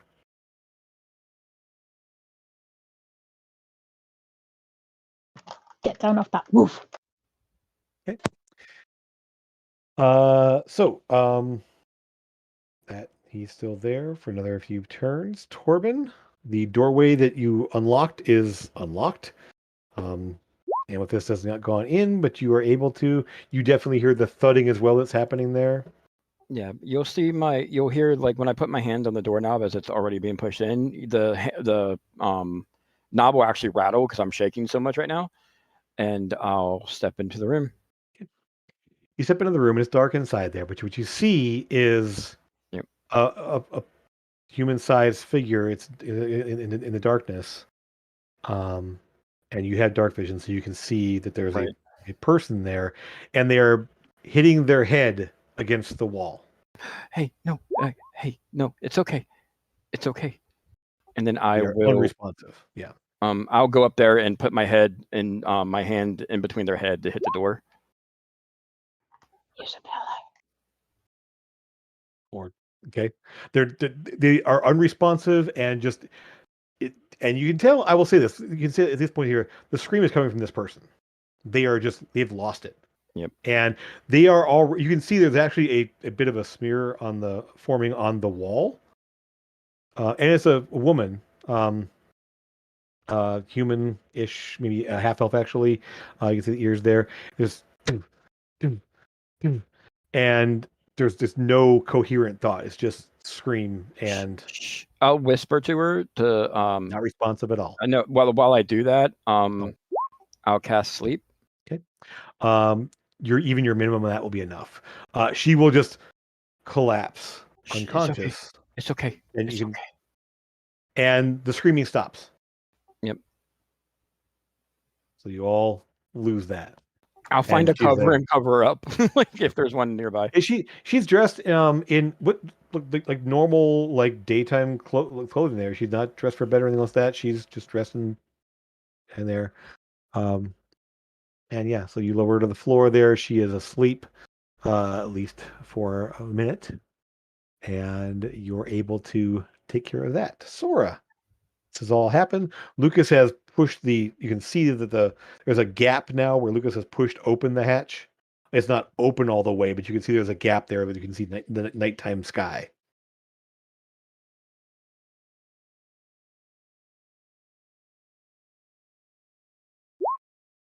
You are currently muted, I believe. Muted. Muted. Sorry, my husband came in. Can I jump? You have a good athletics there. Yeah, it wouldn't be too hard. Okay, yeah. I want to try to like catch the ledge and pull myself up. Give me athletics check to see how good it looks. Athletics. It doesn't look pretty because I'm in plate. You're at disadvantage. You have a good strength. I think you're trained in athletics too, aren't you? I am. Yeah. Yeah. Oh yeah, it's a little bit rough there, but you can reach up there, grab, kind of pull and shoulder open kind of shoulder open the hatch, and just pull yourself up there. And you guys and Lucas, you see Sora just steps past you and jumps up there and pulls herself up through the hatchway. And you are now on the roof. So, on the roof, it's your movement and your action to athletics, but you will see what's going on here. It is sort of the sides of the roof sort of it's this big flat space, and the edges are about maybe a foot, 2 feet high, and there's kind of dip down. There's almost like a bowl, and there's a couple chimneys that can be seen sticking up, and it's not hard to spot this because it's pretty much directly back, almost in the center of the back, where the back wall is, the building there. You can see a huddled figure, just huddled on the ground there, cradling something or other, and there is light all around him. Essentially, like he's holding it, and you can see he's like mostly covering up the light there, but he's standing there, and you see in what looks like plain sort of like brown linen vestments, kind of thing like that. And he's just like hunched over it. You just hear over it, "Go away! It's mine. You can't have it. I need it. Keeps me safe. Lets me know." And just over and over again, he's just like saying this. And you can now hear he's actually whispering it as well as you're up there.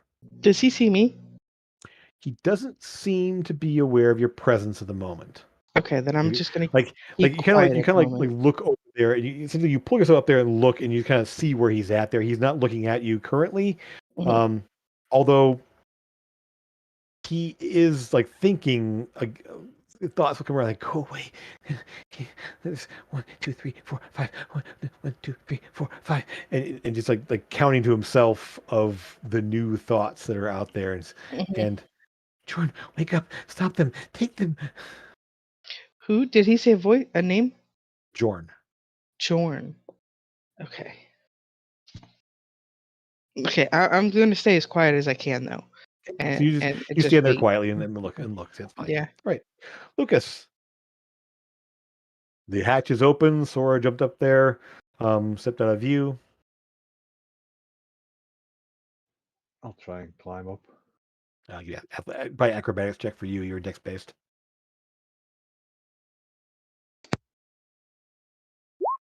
Yeah. You kind of jump and kind of put your foot on the wall next to where the hatch is, and then just kind of parkour up and then pull yourself up there. Looking a little bit more dexterous, obviously, than Sora, but kind of pull yourself up there and up on the edge. And again, cool night air. See there, and you can see kind of where Sora's looking, at least there, as you move into view. It is quiet, except for the soft sounds of which you assume is Lander speaking, and you can see the light kind of spilling out from the thing he's holding on to. It's mostly covered up, but there is a little bit of light kind of creeping on, stretching out on the floor around him. Is there any way to get to him and remain in cover? Not really. There's some you couldn't get up next to him. You can get closer to him and stay in cover, but you couldn't really get up to like adjacent to him or anything else without being visible.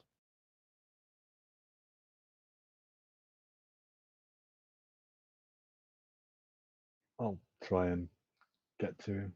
Okay. Give me a stealth check. Oh, unless you want to just rush up to him.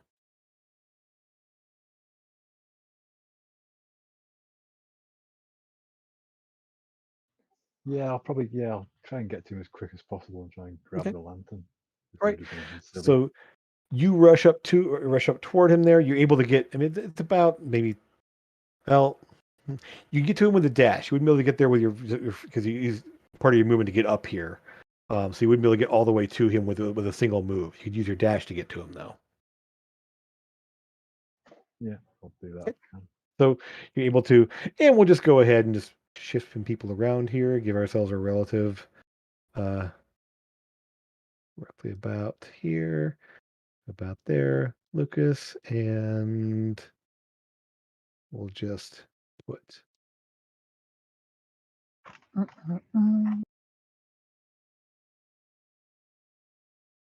able to get up, kind of right up to right where he's at there. Again, he's sort of huddled against the back little lip of the top there, just holding off there, and you're able to rush up right to him and get adjacent to him as your dash. So I'll just kind of move you down to here, you guys down to here. You, Amethyst. You basically heard the scream stop after Torben went inside the room. Amethyst and Lucas went up. Oops. And they are now up on the roof as far as when you kind of looking around the corner where they both jumped up to the roof. Eldon's kind of standing there, looking around like, what do I do? Holding onto the box. I'm gonna. I don't know if I should even go up there. I guess I should, but I'm just thinking if they get the lantern, they can just drop it down, but it might not be as easy as that. So I'll go up there. Okay. So your acrobatics or athletics to jump up.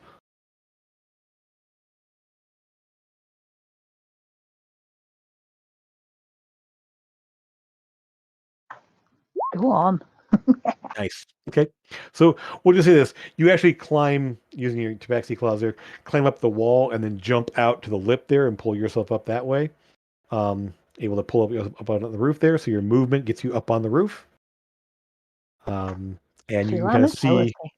So we'll kind of put you right next to, right about there with Sora. You sort of kind of look on the side of it. So you're right about there. And this happened over here. Can I see the lantern? Probably you can see where Lucas is standing.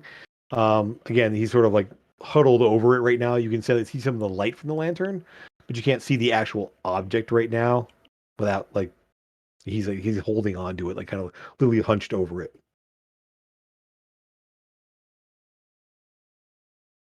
Just technically, you probably could see the bits of brass or whatever that makes up the lantern itself, but you can't see the full object at least because he is holding on to it.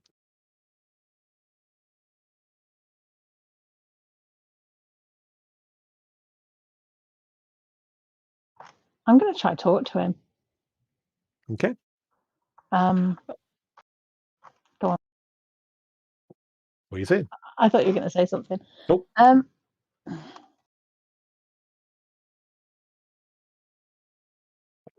Just, we're not here to hurt you. The item is stolen and it needs returning. We just want to take the item. We don't want to hurt you. Just let us take it.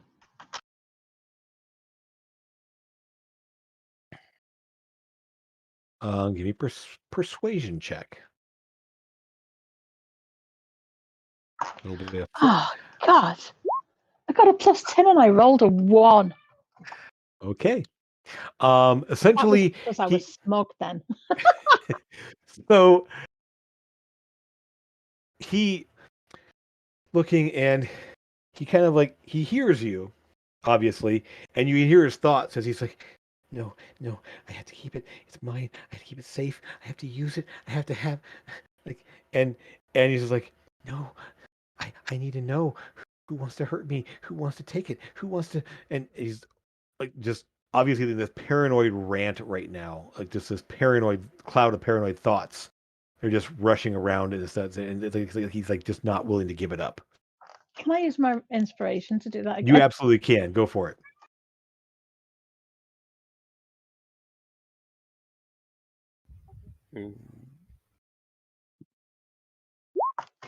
That's not even Better, but it's still.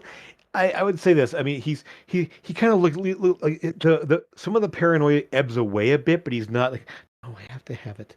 This, I got to keep this. I have to keep it safe. It keeps me safe. I keep it safe. And a little bit less of the fear and paranoia falls away, but still the possessiveness is there. He just has that I have to keep this. I have to have it. This point. See, it's 5 rounds. We're good there. Torben. Oh, Everyone kind of rushed out there away, and yeah, you and Eldon are the only ones downstairs. yeah. I would go as far back up there as I can to him, hearing all the commotion. And that's him right here, right? Well, it's upstairs. The hatch. Oh, got it. That's right. That's right. What the heck Yep. here? Yep, I can come with that where that is. Let me see if we draw it now.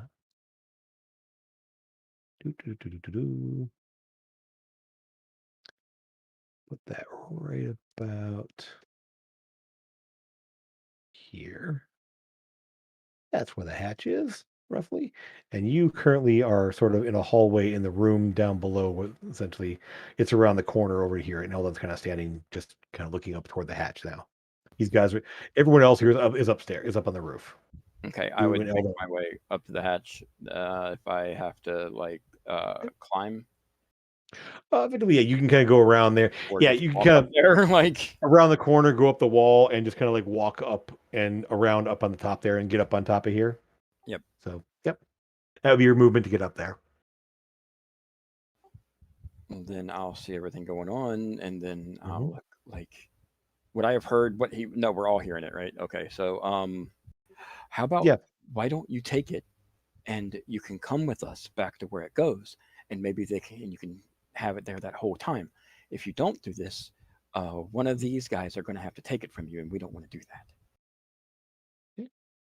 that. Give me a persuasion check, which I know is not so good. It's not, but it's worth a shot. Okay.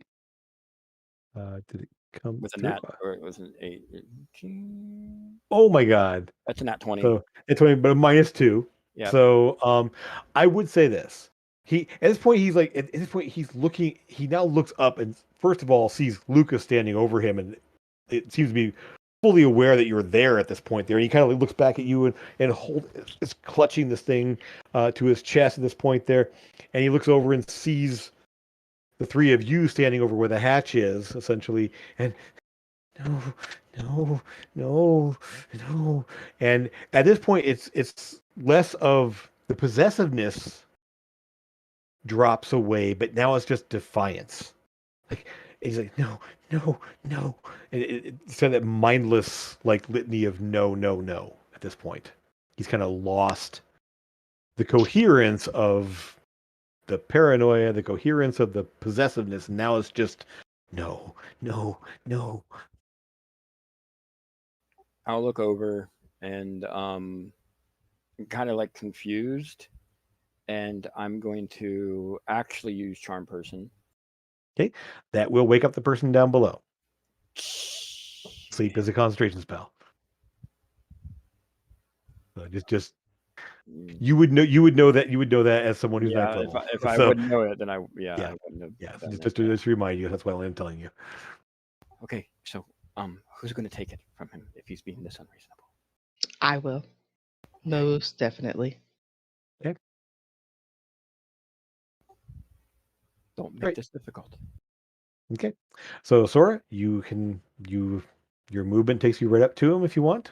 Please. You want to just wrest this thing away from him? But I want to he's not being hostile toward us, so I don't want to make it feel like we're taking his toy from him. More of he wants to give it to me because the big scary lady is going to protect him from whatever it is that he's scared of. Okay. So these are the thoughts you have as you walk toward him there. Give me a persuasion check. Yeah, I'm going to protect you from whatever it is that's hurting you, but I have to have that. Persuasion. Come on. There we go. Something I'm trained in, so I'm going to roll like crap. See? I'm going to use my inspiration to re-roll it. I rolled that 20 and still couldn't get it. Like, shit. Yeah.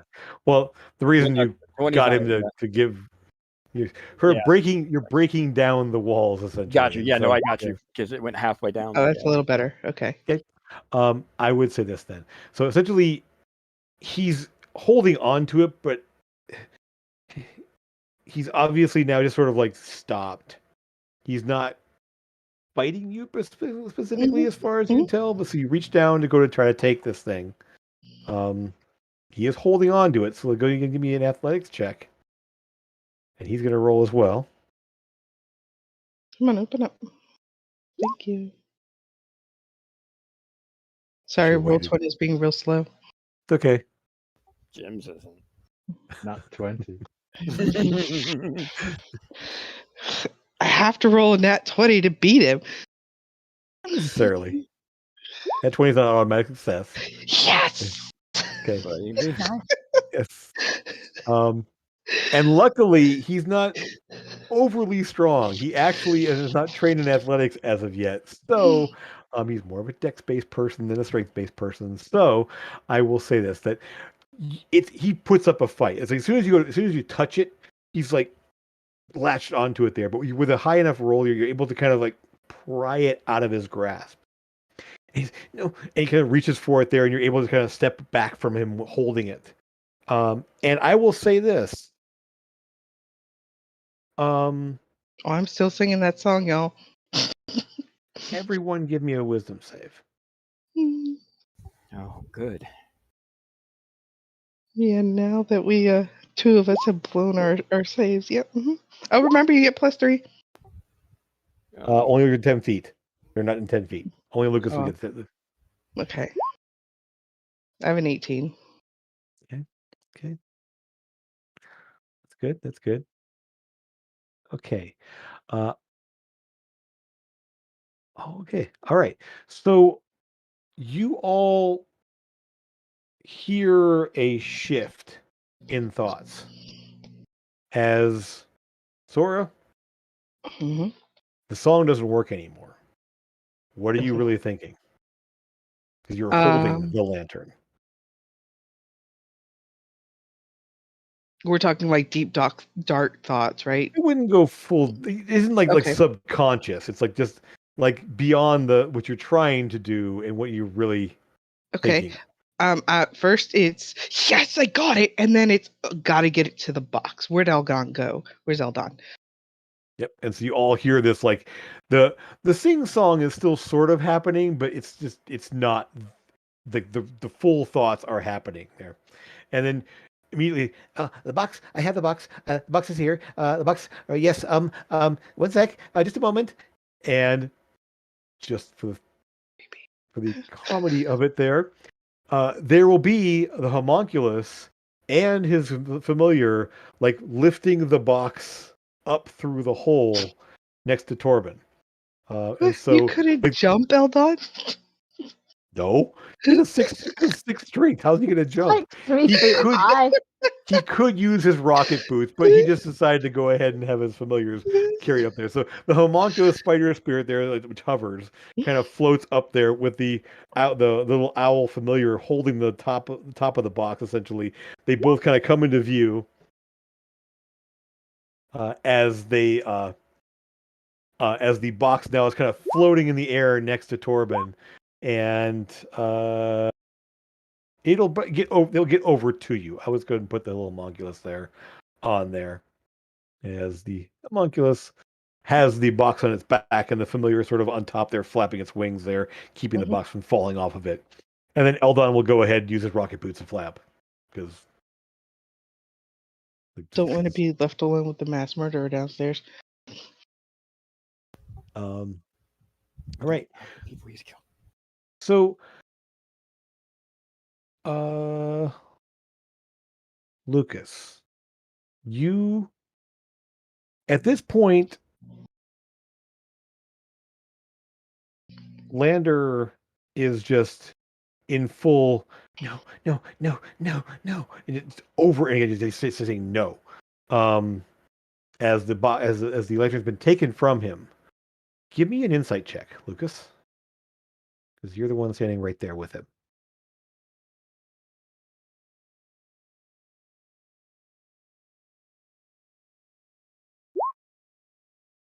You see him sort of coiling up, and by his body motion and the thoughts he's having there, he's going to jump. Like he is getting ready to, like either just go. You can kind of see him prepping himself, like he's going to jump. It is your action. Trying to persuade him not to. Sure. You need a persuasion check.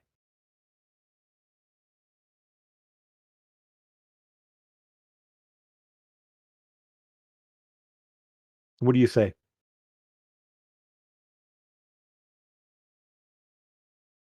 I'll talk to him and say, the lantern was affecting you. Don't do it.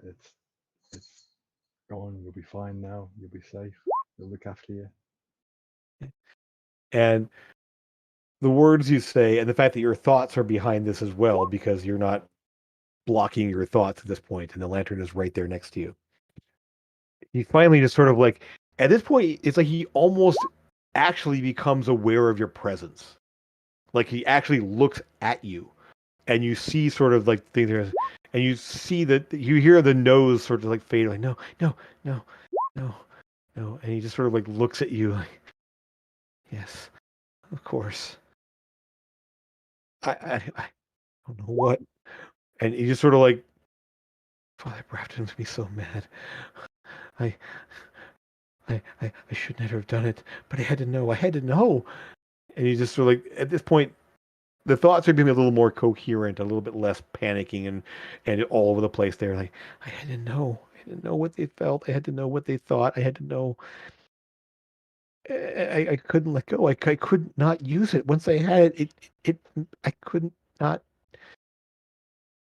When I woke up this morning, I had to keep using it. I had to use it again. I had to, and I was like, and he just sort of breaks down at this point there. Just like, and you see him just start to cry, and he's just like drop into a like huddle over. I'm so sorry. I'm so sorry. I didn't know. I didn't know what it would do. I didn't realize it would be so bad. And Sora, I'll just say, since it's right there, you could just drop the lantern into the box. One thing you'll see, give me a wisdom check. Wisdom is pretty decent. Perception is the same for you. I think perception is fine too. Oh, they're the same. Same. Okay, yeah. Good roll perception. That's fine.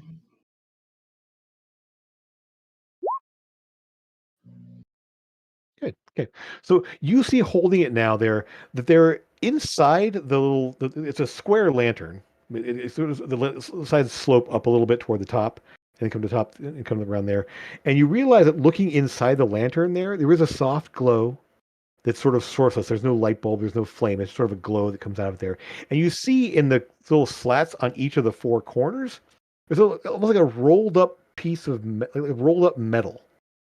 And when you turn the top of the lantern, the little spools of metal unspool and close the shutters. Cool. And at that moment, the second it closes, the light goes out, and you still hear the thoughts, but the light goes out. And as you drop it in there and close the box, the sound of your thoughts goes away. And it is finally, and for the first time since you walked up to the third floor, it is quiet. Eldon, I'm glad I don't live in your head, buddy. I couldn't do it. I can understand that very much. Yes, most people could not. Yes. All right then. We what have do we? one more issue to deal with. There's still that murderer downstairs on the third floor.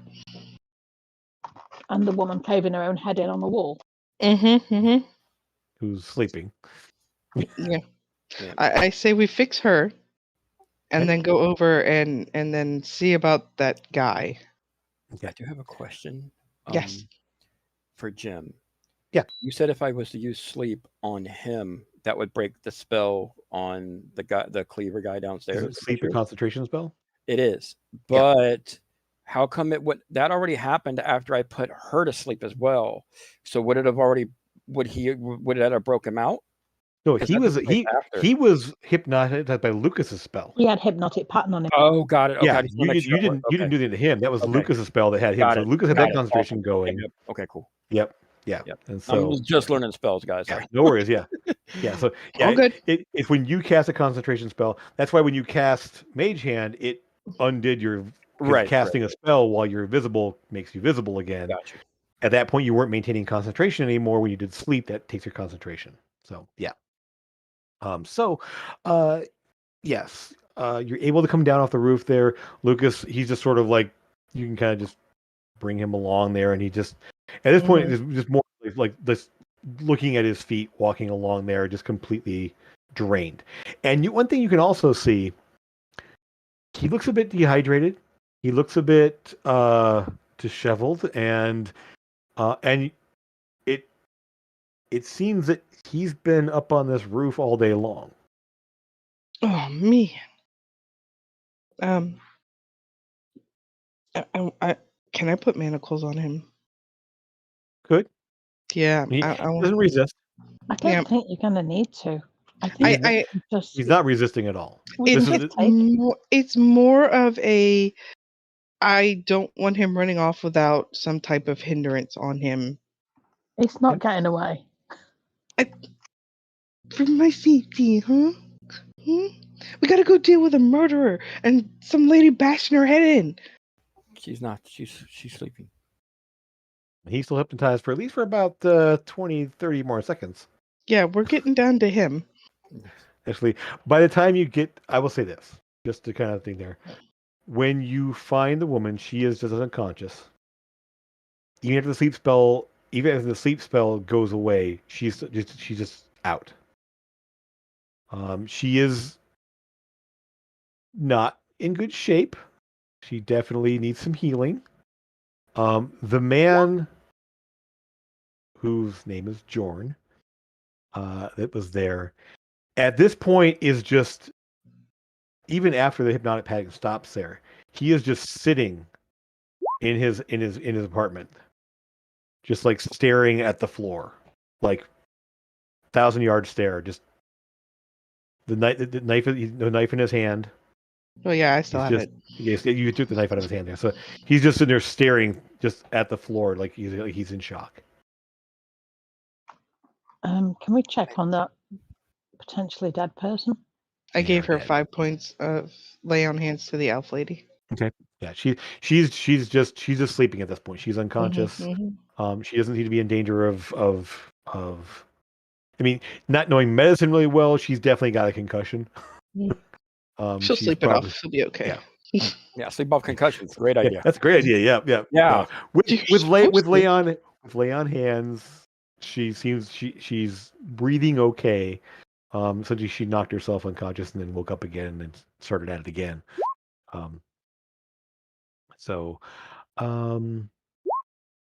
Lucas is going to ask Lander while this is going on, how did you get the thing out of the vault?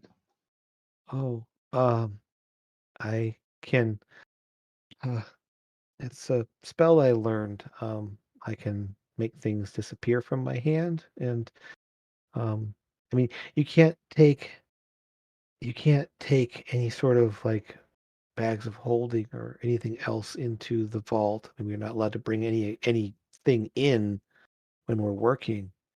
But I learned how to do that, and it's just the right size and weight that I could make it disappear and make it reappear when I was outside.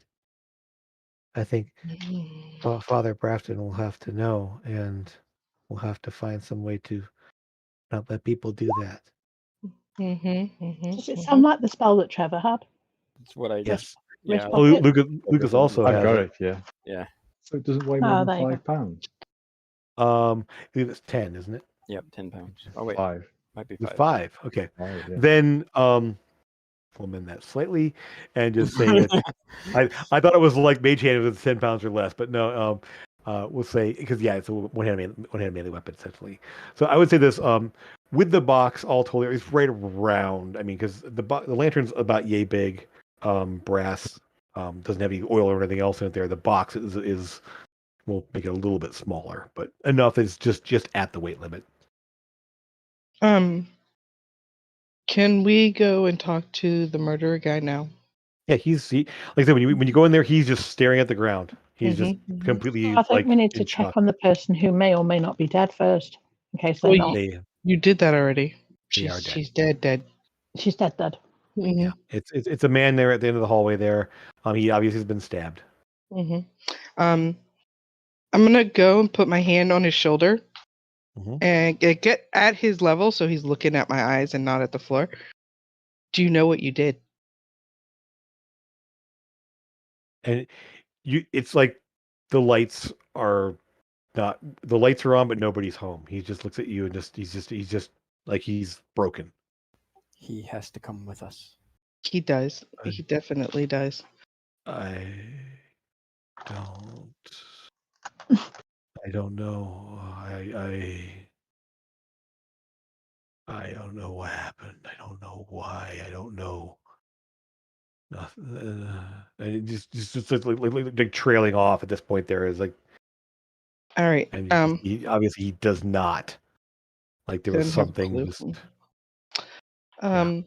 Yeah. And you even with whatever insight you got there, he is not faking this. He is literally like something just did not. Something went off in his head. Obviously. Right. I'm going to get him up onto his feet, and we're going to lead him out. He's going to have manticles on too. Sure. He doesn't resist. He just sort of like shuffles along there. He is wearing like a butcher's bib, essentially that is there, and it does have blood on it. Yeah.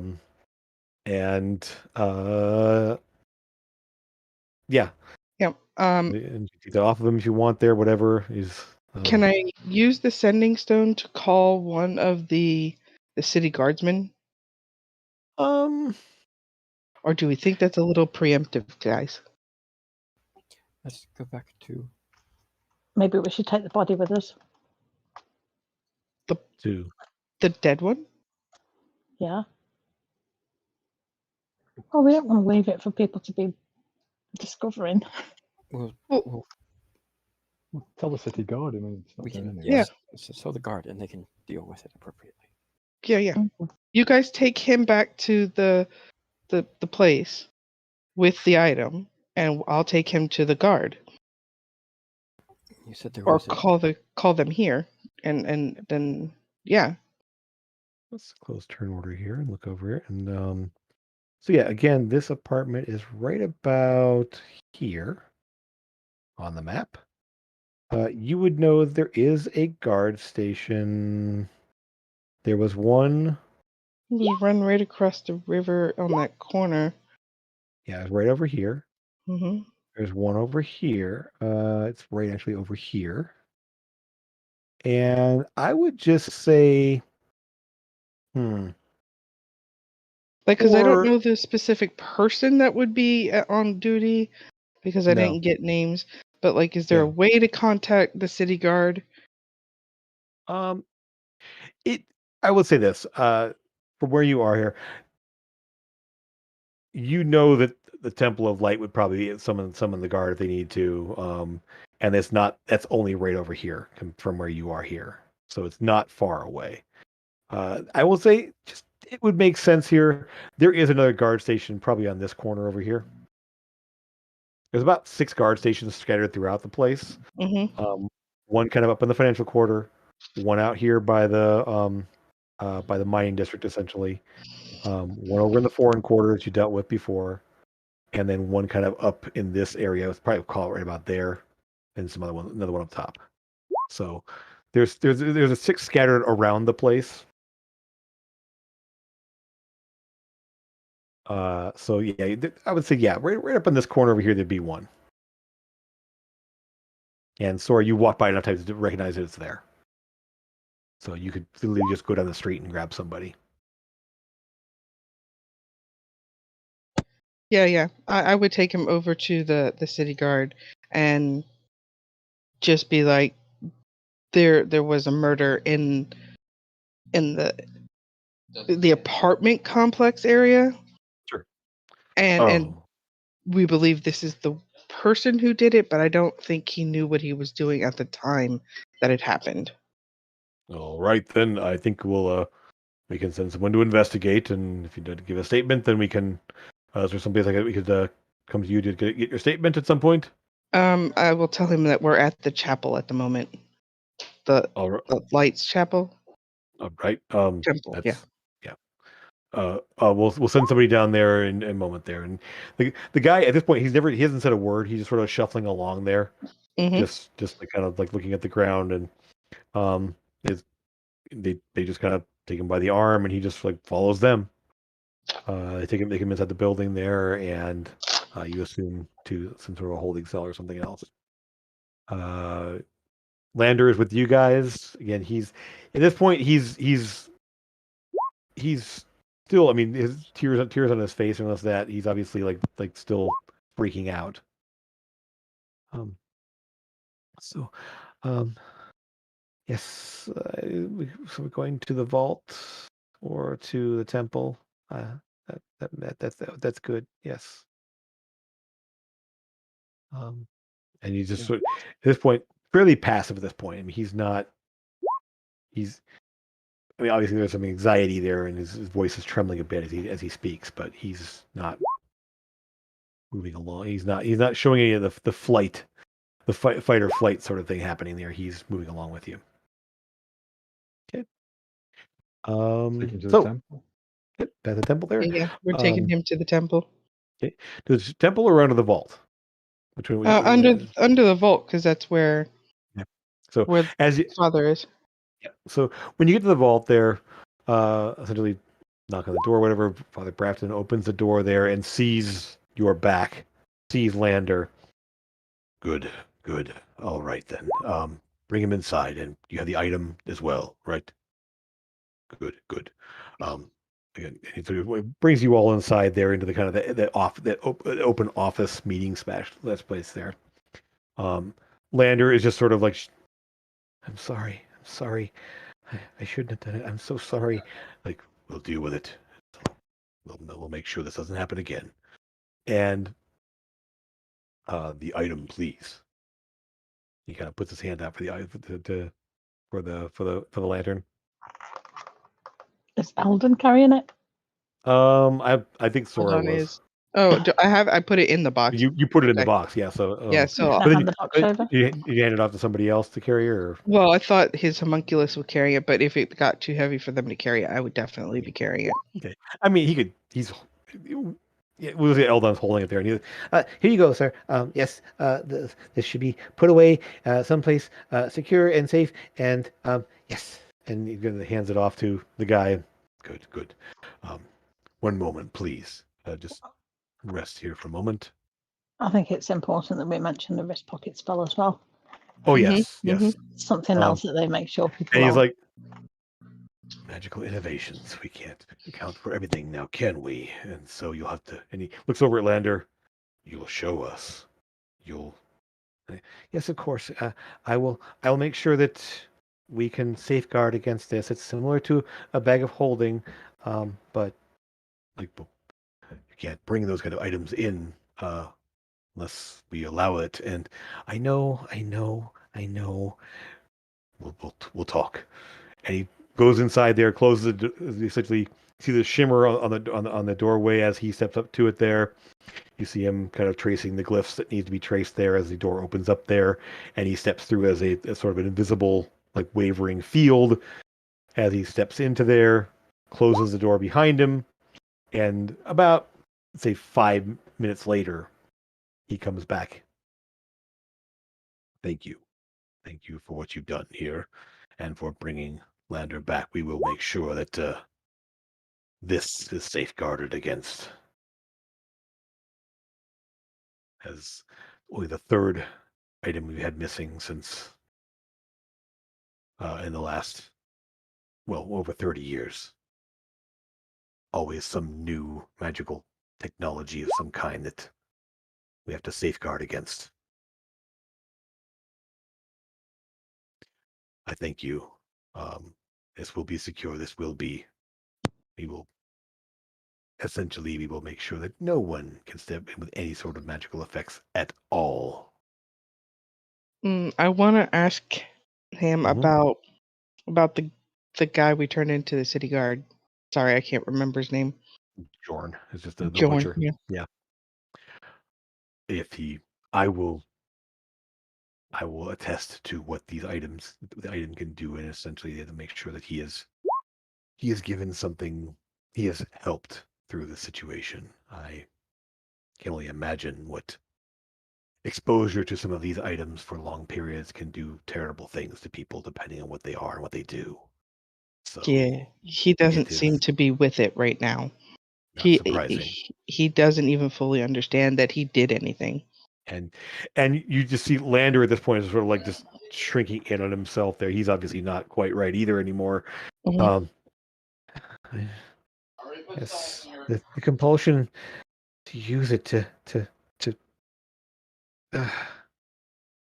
it's terrible. I couldn't get the thought of it out of my head that people might want to hurt me, and their thoughts would be open to me, and I would know. And it's just when I woke up this morning after using it last night. Was it last night? Oh, are they okay? And he looks over at Father Breton. They will be fine.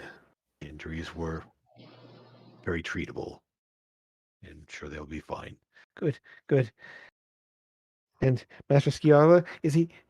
He understands. We will work with him. Understand here, but and just sort of reassures him and goes back and forth there for the moment there. Unless anybody else want to say anything, he will kind of. Absolutely. I mean, they're okay, but a person did die as a result of this. Mm-hmm. As a result of you taking a magic item that didn't belong to you and exposing people to it. A little girl potentially has lost her mummy, and you, of course, the death of somebody who was in a room adjacent to where you were. So, speaking of that, have we already told the guard? We've already told the guards about the body. Yeah. That was all we gave them a rough estimate. They're coming over here to question more things about it. Yeah, essentially. So basically, to get back to Amethyst here, yes, that is the danger of these things, and we need to make sure they don't get out. We will do everything we can to help the family. This person. We can't undo what was done, but we'll make sure it doesn't happen again. There's nothing else to be done. Lander will pay for what he's done and for his involvement in this. After I finish my cauliflowers. Okay. It's cauliflower. You're not muted. Not muted. Yes, no. And we will do everything we can to help in what we can, in however we can. It is part of our responsibility. And he looks at Lander and and you will pay and do more than anyone to ensure this does not happen again. I understand. I will devote myself as required. And yes, I understand. And there's an odd underlay to that you're not quite sure you all pick up on. Go ahead and give me an insight check.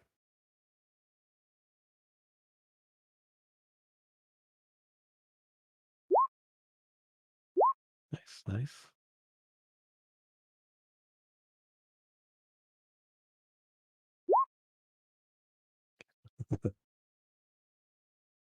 So I was so starting with Lucas there. You definitely kind of watching the interplay and kind of seeing everything on there. Also a little bit distracted by the fact that uh, just the things in the office and everything else, kind of keeping track of everything and kind of watching everyone else's reactions. And Sora, kind of same thing. You're sort of like focused on uh, the words and not the subtext, essentially. Amethyst and Torben, you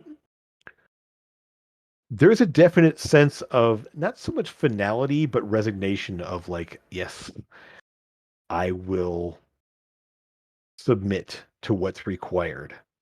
Is kind of is while he's saying yes, I understand, I will accept my responsibilities. There is an underlying sort of like I there's definitely an undertone of this something not so pleasant is going to happen because of this. And you're not quite sure what it is, obviously, but there's definitely something to the that the exchange that you pick up on that the other ones don't.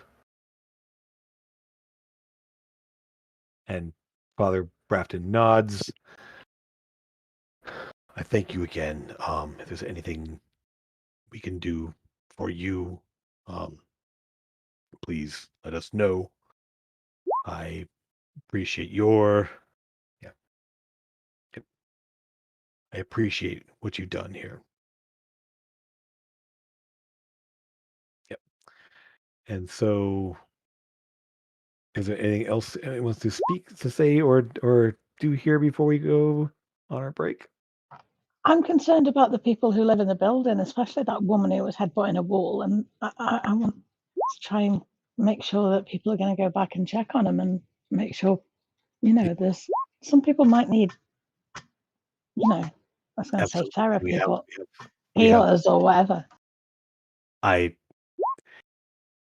Any situation involving these kinds of items, it's what we do and what the temple does. We help people in any way with anything they've experienced or any injuries, both physical and mental, that happen.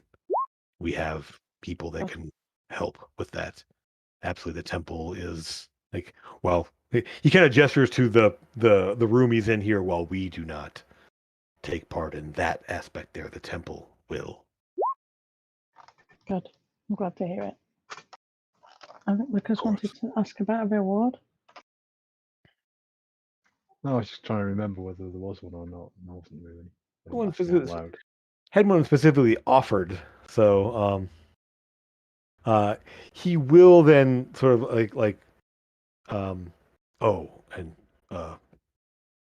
for services such as this, we do have set aside compensation for your efforts and everything.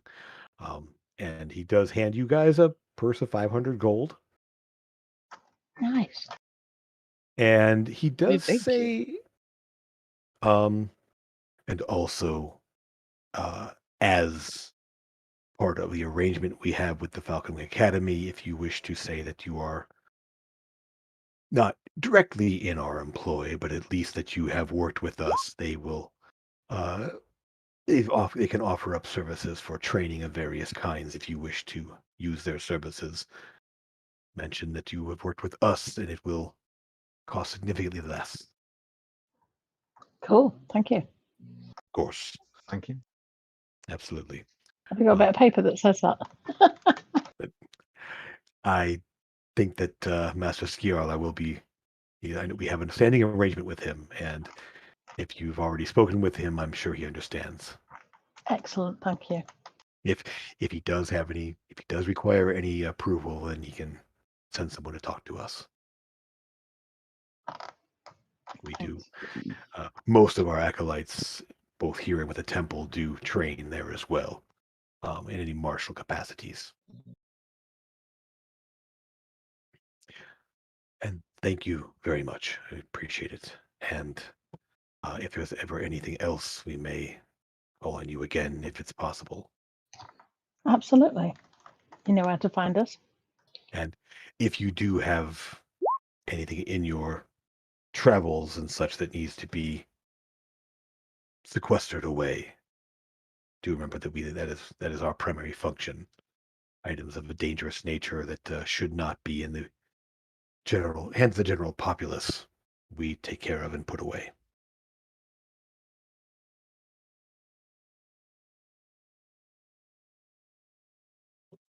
And with that, we're going to go ahead and have ourselves a break a little bit early. Sorry about a little bit late. I mean, sorry about that.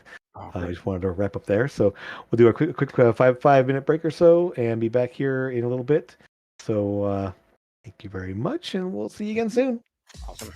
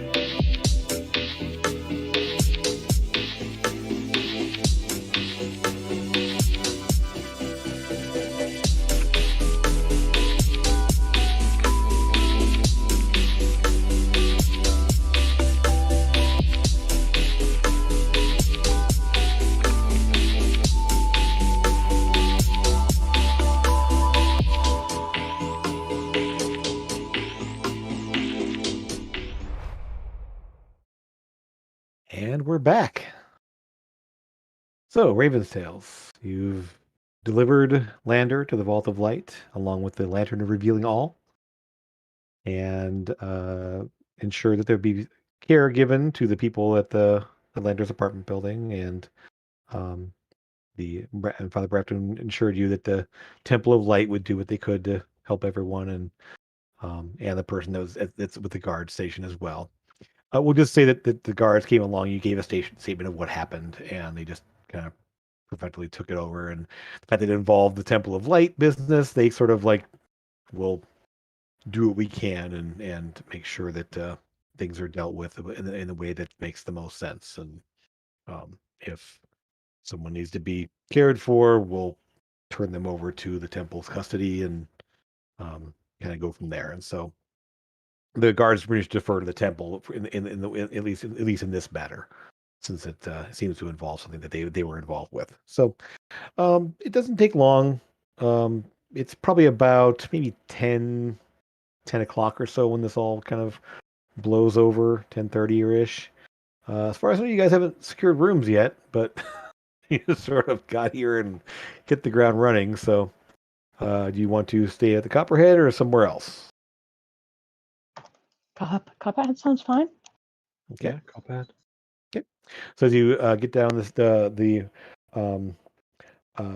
street where the Copperhead is in, you do see a number of buildings in there. And since it's now spring and there's no snow on the ground and everything else at this point, you see a little bit more lively nighttime scene as a lot of the outdoor cafes have their have sort of like awnings set up there with outdoor seating, and there's different music playing in various places, and it's a lot more lively on the street here. As you approach, of course, you hear the thudding, thumping music from the Tumble Tankard next door to the Copperhead. As you get to the 9-story building of this very blocky, sort of Art Deco-ish style building that makes the Copperhead in itself. You're able to go in, secure rooms, and however many you expect to need. You guys can set up however you wish to set up there. You would definitely have some money in your pockets. Don't think I've ever slept here before. Probably not. No reason you would, I would assume. No.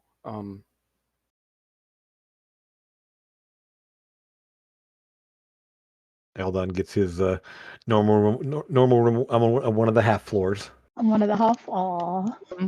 Yep. They have floors for short people. Exactly. Mm-hmm. The ceilings are 5 feet tall instead of 8.5 to 9 feet tall. So I think for safety, we should partner up. We're Mhm. not Most staying definitely. together. Oh, you mean for the rooms? Oh, for the Yes. rooms, yep. Should I make a deception check on that when I said for safety? Uh-huh. If you're trying to be deceitful about it, or if you're just Yes. trying to, Yeah, he is. Okay. He's So, terrified okay. to sleep by himself after everything that Yeah. happened. He's never been through I mean, anything. Oh it's boy. obvious he doesn't. He's Yeah. worried as hell, and Could come sleep with us. so I don't normally share my room, but we can sleep together in the same room with Amethyst. Well, a few times you've been here, you shared your room with Reese and Catherine, but Mm-hmm. I think last time you actually did share with Amethyst because you guys I were. did. Yeah. Because we were having nightmares.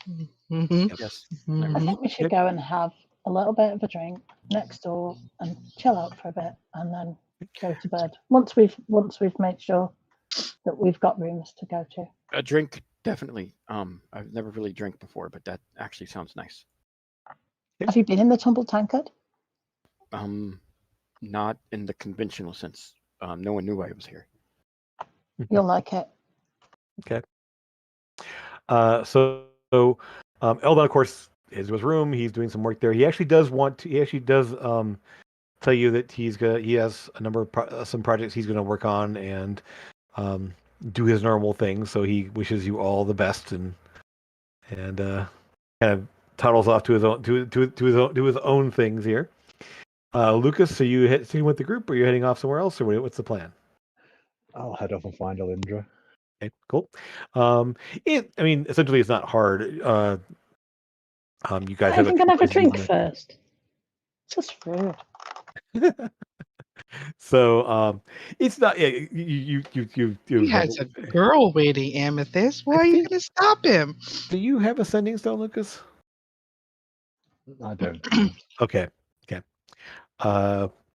So I mean, it's you work out a way.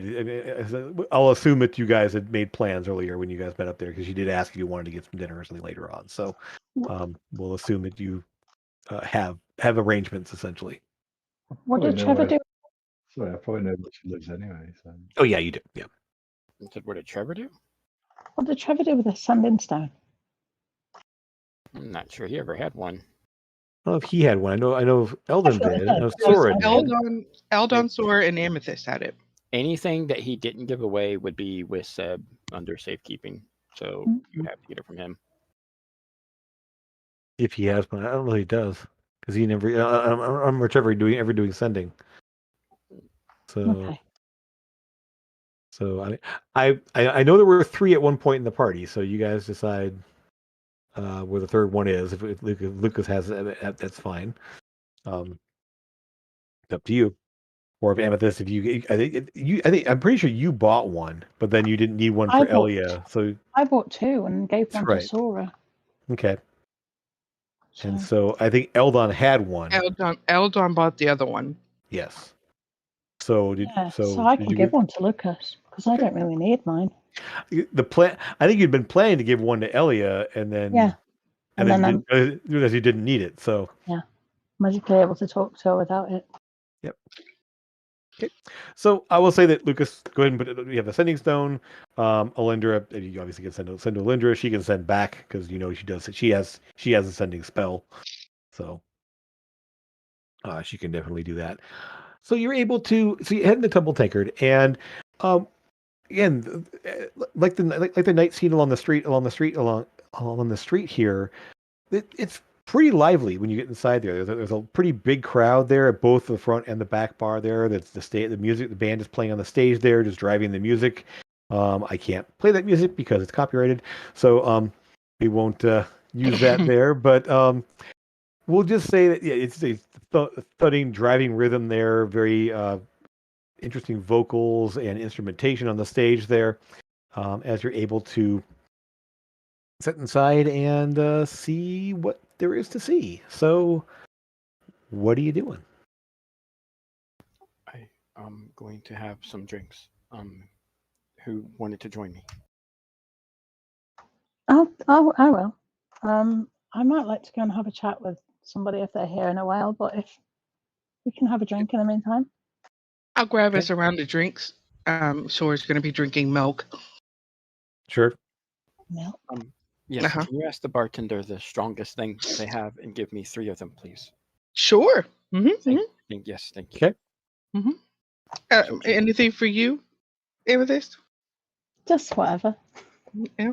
Lucas, did you come with us, or did you go straight away to find Elia? Lindra. Alindra. I would have gone to find Alindra. Okay. All right. So antisocial. He's going to be very social, actually.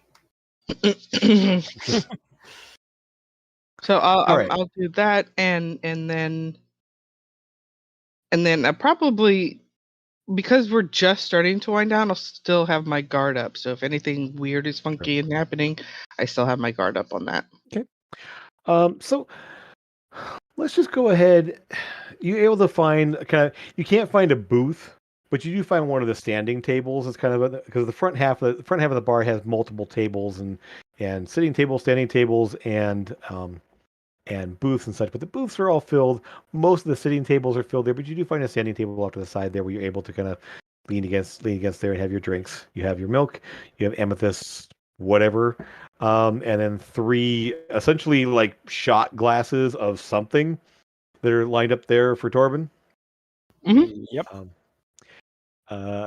And amethyst. I assume you're going to head over to the high table, as they refer to it here.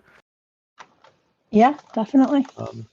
And let's just. I could take the others over if they want to come. Just going to say hi. All right. So as you approach there, you see all 3 are there.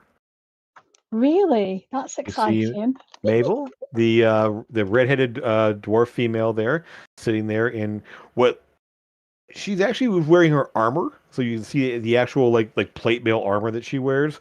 Occasionally, you've seen her wear here at least once without it there, but she's actually wearing the armor. Um, Sitting there, you see Perrin in his kind of grayish, greenish gray robes. They're looking calm and peaceful as normal, and Einar is there as well, and he's just sitting back there. And one thing about Einar this time that's a little bit different is he's wearing a hat. Like normally he's got that bald head, that bald face, with that the cue ball look there. He's actually wearing a hat. It's kind of pulled down over his eyes, and he's sitting there with a drink, and he kind of sees you there and just kind of like raises it up to you a little bit there and takes a sip, and you as often as you saw last time there is a hand crossbow sitting on the table in front of him.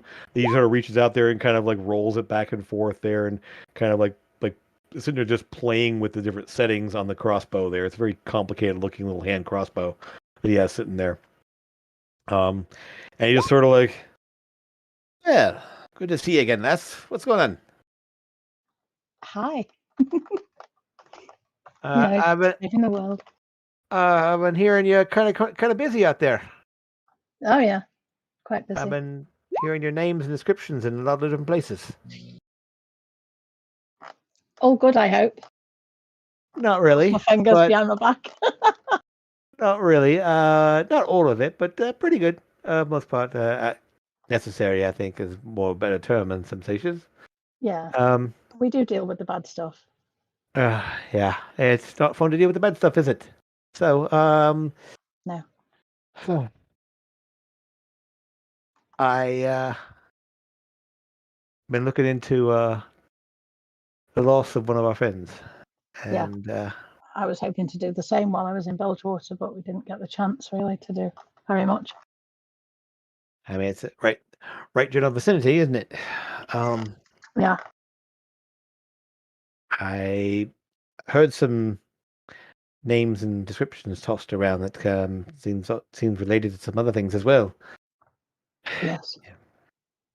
Pretty sure we know who's responsible for your friend not being with us any longer. And he's also responsible for lots of other things that have been happening recently.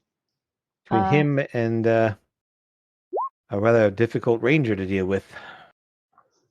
Yeah. He's causing almost as many problems as Wraith is. Yes. Yes, he has. That's okay. Yeah, sorry, you don't catch any sight of anyone.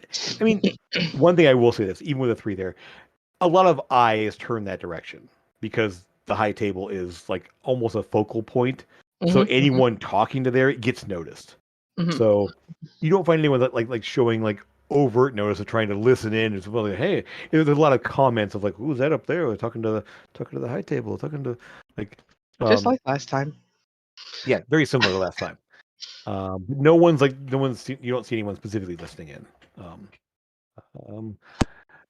will say this: you're distracted quite a bit by one of the tables off on the opposite side of the room because they're very loud, and they are just sort of like raucous and singing and clanking mugs together and drinking. They're trying to sing along with the band, but obviously not. And what catches your eye, besides them being kind of obnoxious, is the fact that they're all geared. Like they are all like in armor with weapons, just showing like they're like obviously looking like adventurers. We'll just say because that's the appearance they have at least. And they're sort of on the opposite side. They're just like, and everyone kind of gives them a wide berth. No one comes to mess with them. No one, and just like people are looking in their direction when they get a little bit louder than normal. But they just seem to be back there blowing off steam, having fun. But you, Amethyst back over here, Mabel and Perrin just kind of nodding solemnly, and I understand that there's More defenses being shored up in Raven's Crest. I assume that's partially your doing. Definitely. Always good to see people taking care and paying more attention to things that need to be paid attention to. Yeah. Like we've set up a teleportation circle now, and Nils has helped us, thankfully. Oh, so if we need to be there, we can be there immediately. So good to know. yeah. Right. Okay. Feel free to stop by and get yourself all set up with it. If we find a way, if we find ourselves there, I'll take you up on that. Well, you might want to go and see Addy. Maybe, yes. It's been too long, I think. So I think that things to celebrate, things to worry about, things to all the above. Definitely. Right. Well, and she's sort of like not. She actually just like leans out, like glances over to the left, and the Asimar bartender that's back there, Hi, immediately sort of like, and you see her cast a spell. Basically, she casts message. You recognize that there, and she just gives a quick wave and starts pouring some drinks. And within a moment, less than a minute later, there somebody swoops in there, grabs a tray, and brings it over to sit on the table there as a round of ales and whatever are placed there, whatever your drink of choice happens to be. Nice. It's placed there in front of you, and I brought your friends again, I see. It's yeah. So, very good. Well, always good to have more people helping us out with everything we're doing here. Definitely. And do let me know if you hear anything, won't you, about Titus? Absolutely. I mean, well, what I did find out seems that Wraith blew in and out like a storm. Kept it pretty quiet, but he was spotted at least, so we can pretty much confirm he was there doing whatever he was doing. That would explain why Elliot and I both felt it. We felt it when Addy did. Right. It's all linked up, isn't it? Yeah. It was our birthday as well. Maybe I had something to do why he was doing it. Maybe a present to himself. Yeah, maybe. The right bastard, that one, I think. I don't know. Well, keep an eye out for Koresh as well. I've been hearing his name popping up there, and I think they're linked up in some ways.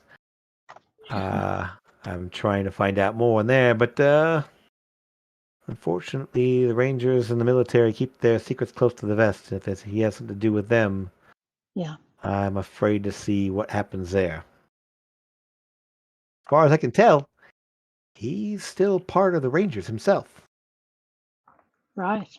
I can't get any word from anyone that he's been cut loose. Well, is it worth mentioning to the Rangers that he's problematic? I don't know. I can only say that any discussion of him led to nothing. I tried to find out more about him and what he was linked into, what he was doing there, and they won't say a thing. Right. Okay. I can't get anyone to confirm anything, and they won't tell me shit. So, is what it is, I guess. Yeah. I keep poking around, but I don't know if I'm going to find much more. All right.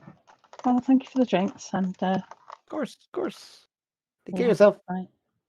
And he picks up, and you just see him just like out of nowhere, like a crossbow bolt kind of just like pops into his hand there, and he just twirls it around there and fiddles with it and sets it back up. And you realize like he actually sets it down in the crossbow itself there, like he somehow got it out of the crossbow without you noticing it, and then reloaded it. Very nice to meet you, INR. At last. I think I saw you once before. It just yeah, makes it more official, I guess. Yeah. So Any friend of Addie's and all that. they say. You too. Bye bye. And um, you're able to head back over to the pair there. Torben, have you had all 3 drinks yet? After the first one, he's a little hesitant for the second one, but he downed it, and like he would start with the second one now. Constitution save for me then. Yeah, by then it would have been 2 of them. Because it was the strongest they had. You asked for it. And this is a dwarven bar. Yep. And then you want the second one too as well for the second shot? Yeah, as you drink there, give you a second one. Sure. Okay. First one goes down just fine. You're able to kind of like, you kind of feel it, little buzz there. The second one, you're just like, you're sort of like, you kind of like, you can't quite see right. It's like things are kind of tilted, and you don't know if you're tilted or the room is tilted, and you kind of like, then you tilt too far the other way, and so the room's tilted the wrong way now, and so you kind of see Torben just like doing this, like he's trying to like straighten up, and he can't quite. You guys, this tastes like pain. Like pain. Okay. I'll take his third drink and kind of slide it. And I'll just slide drink it the to third side. one. As soon as she tried to grab for it, I would take the third one. Okay. Oh, And wow. I'm gonna have to carry you back to your room. Downs it, and Torben, like the room goes upright. Sure does. Like you see the whole room just like, oh, good, I'm fine. And Sora, Amethyst, he's lying on the floor. Yep. Like off the stool on the floor. Everything looks fine, but you are literally lying on the floor at this point. Okay. Hey, if I crawl on the ceiling, it might look okay. No, nobody. Hey, there's a nifty little bed next door made just for you. We're gonna go visit that bed. It's not hard to lift him up. He is Nope. he is pretty light, as he's not Yeah. very large. And you're able to just kind of like over the shoulder there, and the adventurers over the other side, they're Sora, hey, pretty. It's going to be a laughing stock. Hey, Sora, pretty dragon lady, you're so strong.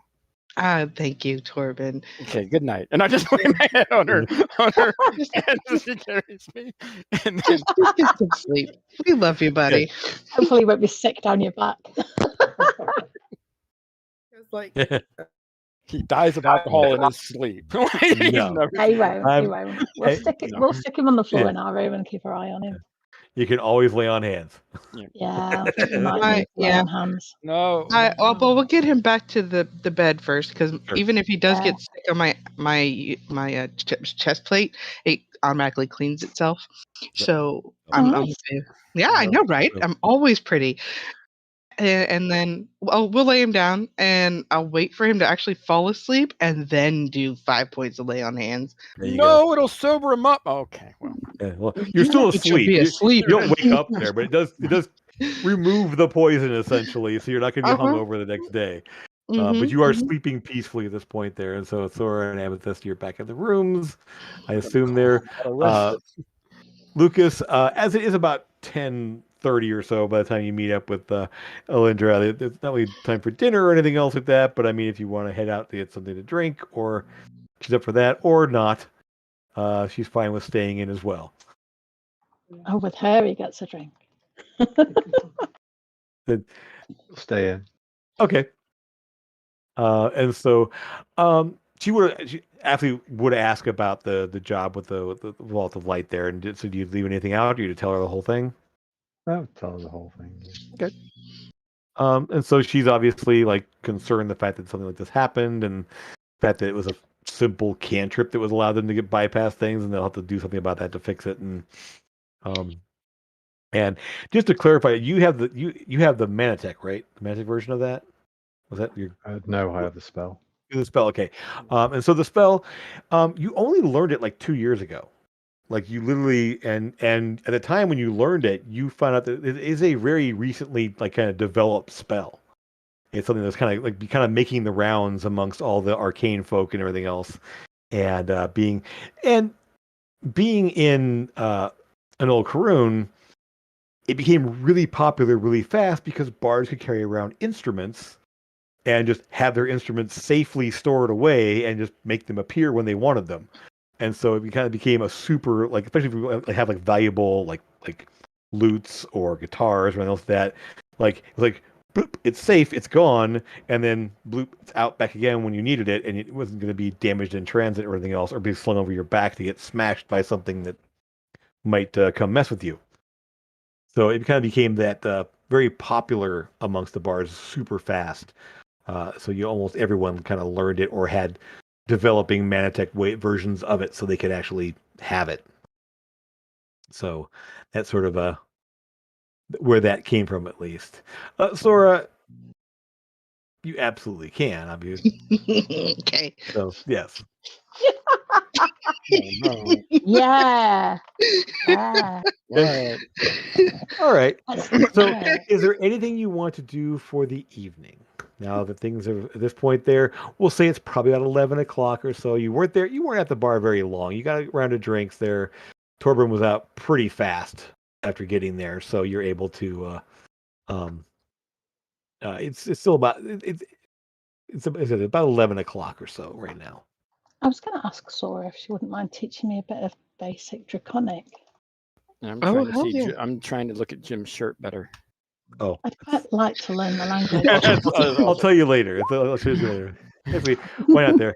So It's amazing. I love that it's t-shirt. made by Ian Harriet. Mhm. Look him up there. It's actually available on Shirtwoot. He's my best man.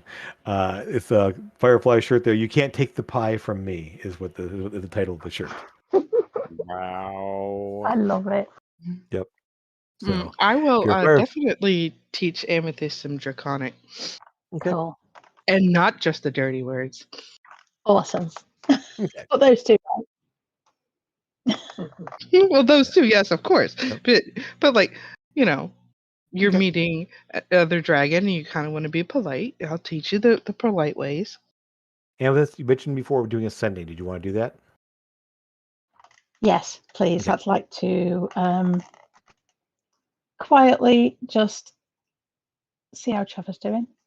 Okay. And tell him that, it's not quite the same without him. Okay. If you're okay with it, I'll go ahead and answer there. And it's not much has changed.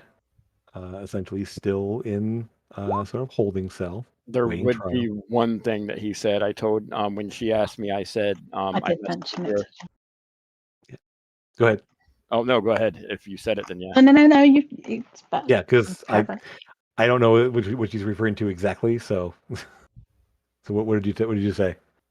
To tell her not to associate or talk to Lucia. Okay. I would say because sending is something that's audible. It's not a mental thing. It is an audible thing, and so it's not something that's in your mind. There's a really. That boy is just so ungrateful. All the things that I helped him with, and he just won't even. Amethyst, we've had a very amicable arrangement as thus far, and I hope that we can come to more understanding as we continue our relationship. I just want you to understand one thing. Well, the last time we spoke, I promised you I wouldn't be taking you to the temple. I'm leaving you there. I do appreciate that very much. But if for any reason I feel like you're posing a danger to myself or any of my friends, or even anybody else, really, I won't hesitate. So I would like this to be, a two-way thing, a friendship or whatever. But if I sense any danger whatsoever from you, I've got too much on my plate already without extra risk. I understand entirely, and I think that I I will be here if you ever wish to call upon me. And just leaves it at that. Okay. So anything else for the evening here? I do see that Me and Sora are we painting have eyebrows in a big mustache on Torben. We are. uh, Torben Yes. is definitely sleeping in our room, and we're definitely drawing mustaches and glasses and stuff on his face. Yeah. So a bunch of black around his eyes is what he's going to see when he wakes up. And on your face, mustache. Good to know. Yep. And then when you wake up, we'll be like, Torben, I must ask you a question. May I browse your belongings? I would say also with Sora there, reaching out, doing your prayers and reaching out to Bahamut. You do sense that feeling of calm, and while you don't hear a voice, you don't hear a specific growl or anything else there. There is sort of that lingering, like, presence, that somewhat warmth that's out. It's sort of you've come to associate with the connection that's there. Well, it's not like an active thing, or like there's no voice or even something you can hear. There's that sensation that's there. Okay. Okay. Still there. So anything else for the evening here before we cut to the morning? Going once, going twice. And okay. So morning comes along.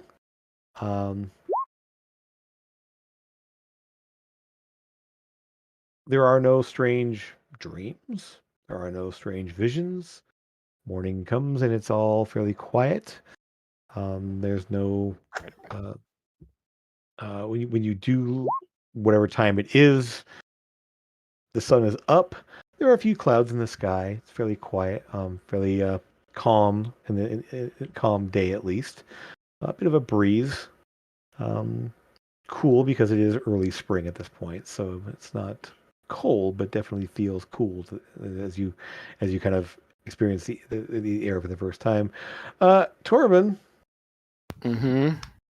you're feel okay. You're not sure why.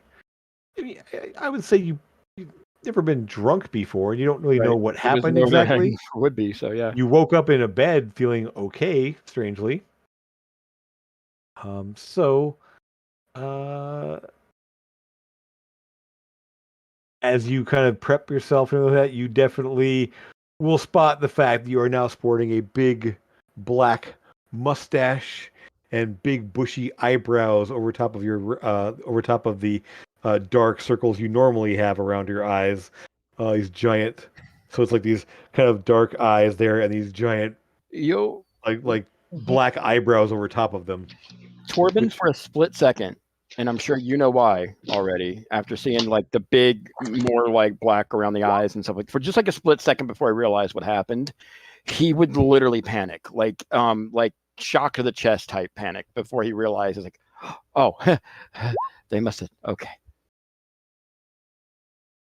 And he would like touch his sides and like his stomach, and then just get back to like what he was doing. Okay. And kind of laugh it off after that. Okay. You kind of turn wash up there. It doesn't quite come off. Like it's like you can still see it even if you wash your face there. You're still like the kind of, it looks more gray now than black, right? Because it's kind of there and your skin's so pale and everything. But you can still kind of see it there. But yeah, I mean, honestly, he wouldn't react. He would laugh at it. Like he would laugh it off. He wouldn't really. He would know what would happen. He's not an idiot. So like, yeah, and laugh it off if anything else. When he went to go to the party though, like when he eventually met with them, he wouldn't even mention it though. Sure thing. Eldon will be very excited and bleary-eyed, and he obviously hasn't slept. So I will tell him he has a point of exhaustion since he said he was doing this.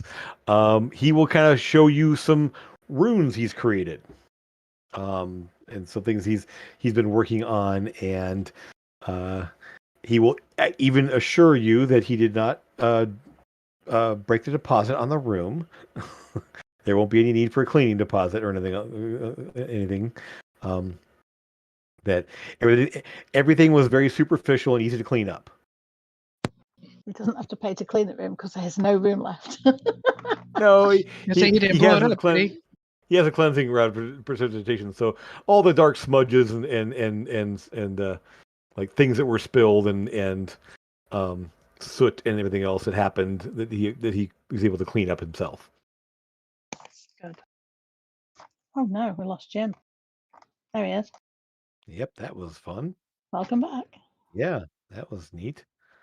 Hopefully that pops back in. Yep, there we go. Okay, good. Well, yeah, that was obviously Discord glitch. So sorry about that. Happens. Yes. So, but we're back there. So, yes. So, anything for the morning? What are your plans for the day here? What do you want to accomplish? What are you thinking? Where are you heading? I assume, Lucas, you kind of take your time. Eventually, do you plan to meet them at the Copperhead, or just going to try to meet up somewhere else? I'll meet them at Copperhead. So eventually you settle in, assuming for your normal breakfast or whatever, like morning drinks and such, whatever they happen to be. You can kind of make your plans for the day, what you're headed for. So again, I ask, what are you doing? What are you up to? I would Anyone? order. Go on. Nope, sorry. They serve food there, right? Oh yeah. Like they bar food, stuff like that. No, they have a restaurant. Okay, I would just order like the most ridiculously like steak, potato, the type. If they're even serving that this early in the morning, but if not, it would be like. Are you okay? Yes, can I would like a steak, rare, please, and a potato, and sour cream, and chives, and yes. So yeah, they say steak and eggs or just steak. Oh, eggs. I don't think I've had eggs. Yes, eggs. Then eggs. So steak and eggs. They bring out a big old plate of food there with steak and eggs and potatoes and all kinds of stuff there. I've had egg shells, but not eggs. Okay, yes. Sora came out of an egg. I did not. I thought you did. I didn't come out of one. I was hatched out of one. So you came out of one? Same thing. You came out of an egg. You were in it. You came out of it. I mean, sure, but no. Okay, It's egg not lady, the same. It's not the same. Well, they didn't like crack the egg and like dump you out of it. No, of course not. It's right. You're not. She still came out of it in the way that she was in it, and then she wasn't. Oh dear Lord. True. Dragonkin absolutely are hatched from eggs. Yeah. Yes, we are. But not like you were cracking a chicken egg. I didn't say that. So, Lucas, so we'll assume you arrive. They're having food there. As you get there, you can kind of order whatever food you want to have and join them. Yep. Eldon is showing off the little rooms he's creating there. We'll have him tell you what those are next time. So, where do you want to head? What's up? I believe it's time. I didn't know. Do I helped you get the lantern. Was that all that was needed from me? No. Oh. We need to find the diamond from Raven's Crest. Oh, right, of course, the diamond. Raven egg, is it called? Raven's eye. Raven's eye, sorry, not egg. Yep. I've got eggs on the brain now. Yes. Eggs. Yes, the eggs were very, very good. Exactly. So, what I need... I don't get it. We need information. Over here. Again, it is a faceted black diamond. It is set into a scepter. It looks like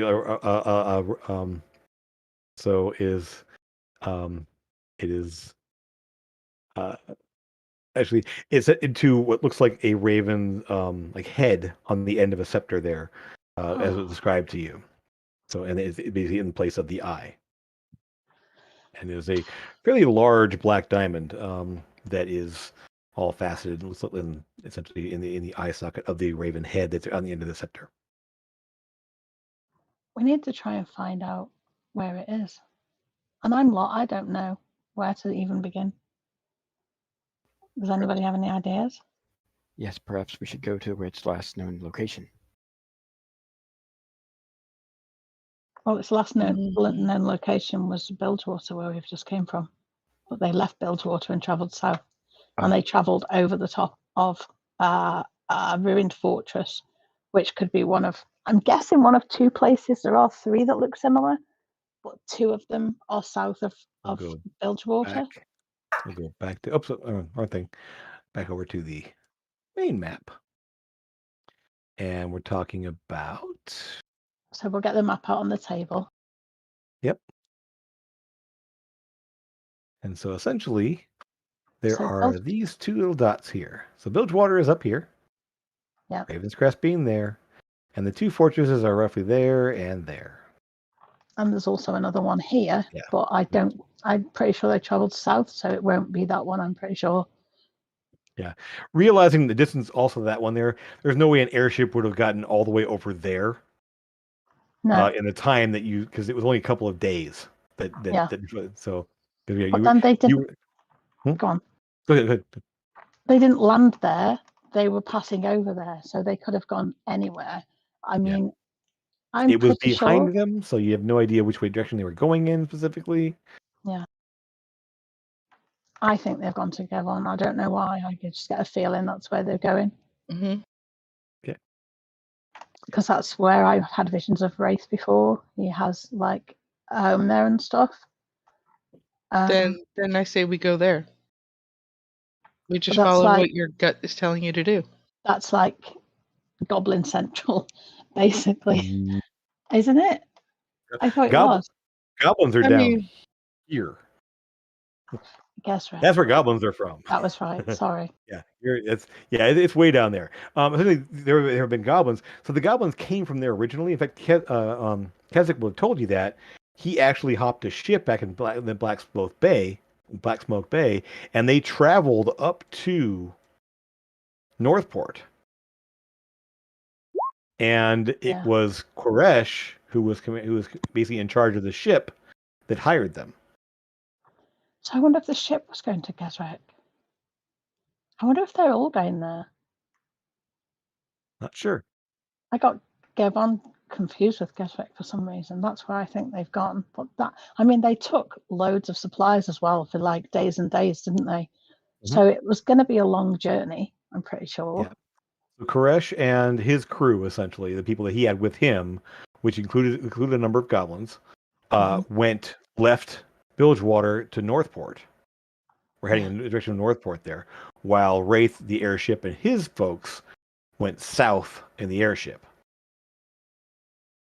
That's kind of where they split up and went their own ways. I guess I could try to force a vision of him again and see if I can glean anything of his surroundings.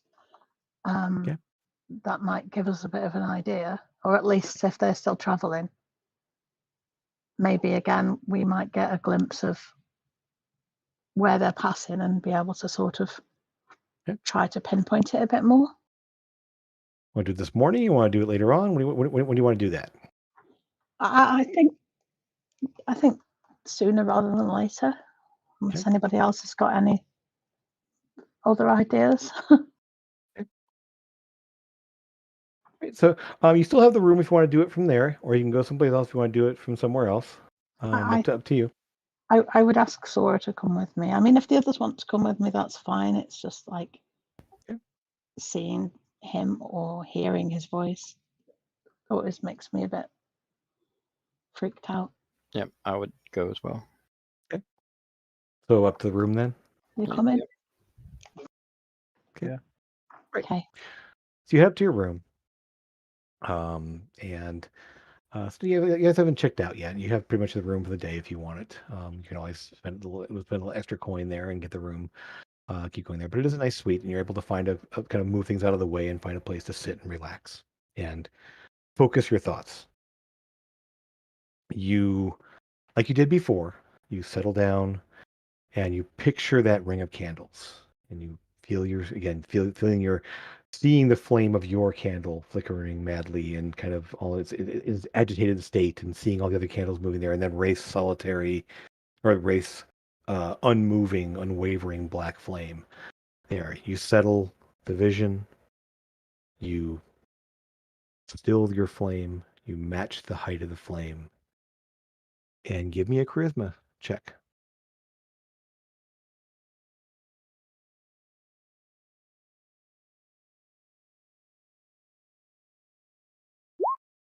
Okay.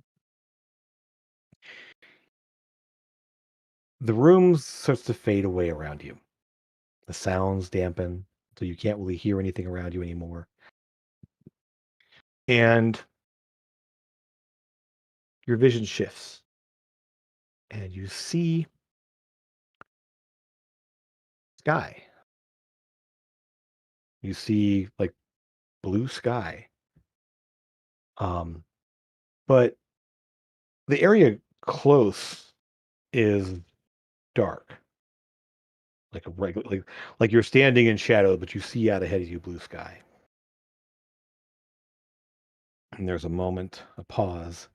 Nothing seems to happen. You can kind of feel, not really feel, but more sense the motion of just gliding.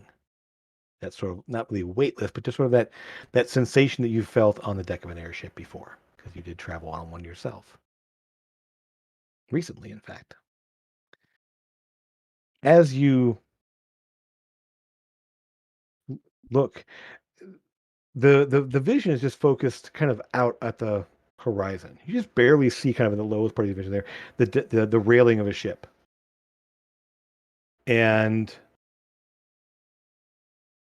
there's a voice. One you come to recognize. Ah,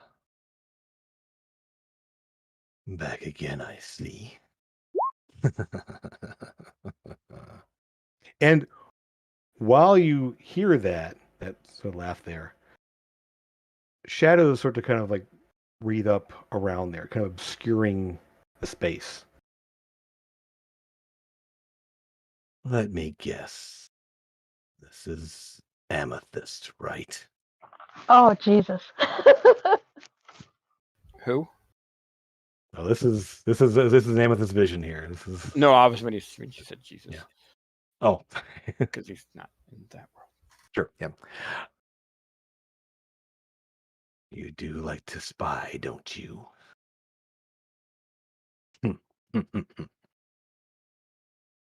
Such a pesky thing. And you catch the fact that he's aware that you're there, but hasn't pushed you away, and he's speaking out loud. You can hear him with essentially from his ears. It's not in your mind or anything. He is speaking out loud, similar to how you do with Kiva. How she forms a connection and she just talks out loud, and you talk out loud. She hears you. You hear her. Same kind of thing. He's not speaking into your mind at all. He's saying this out loud, and he just sort of like keeps his view straightforward there in the swirling shadows, kind of obscuring anything you can possibly see. The one thing you do see is that someone approaches, and he sort of like looks, and he just puts out a hand, and just kind of he's just putting out a hand. What are you looking for?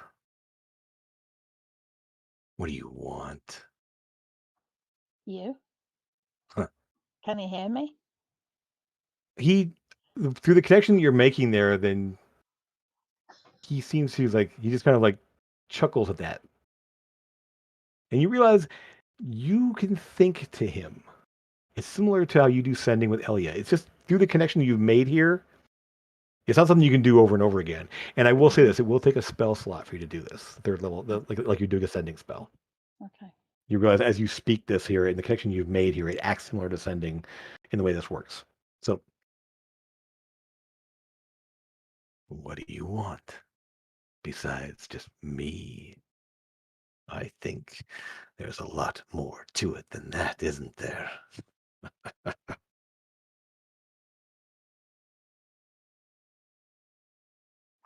I don't even know what to say. Is it with the shadows he's got going around him right now here? Give me a perception check, because you're kind of like using his senses and trying to hear what's around him here. Again, seeing the shadows there, and kind of weirded out by the fact that he's talking to you for the first time specifically.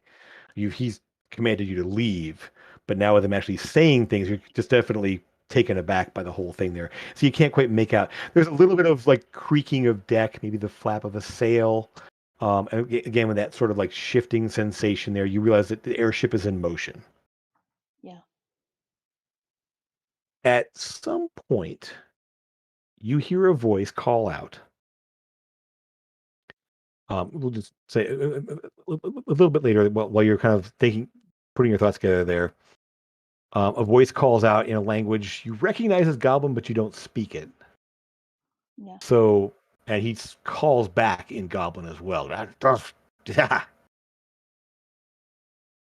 And you, time's getting a little short. What do you want? What? What can I do for you?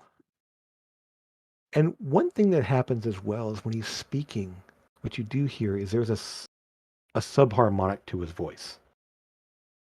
His voice almost echoes like a split second after he talks. There's a little bit of a lower frequency voice that's talking as almost like an echo, split second echo that's happening there.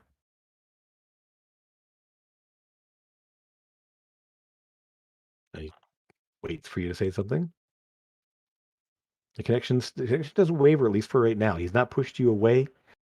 He's not cut you off like he has in the past. We're going to find you. And we're going to stop you. Oh, isn't that cute? You didn't scare me, little Relith. Right. Well, I'll give you a little help. And he steps forward. You see the point of view shift. And he steps out onto the deck.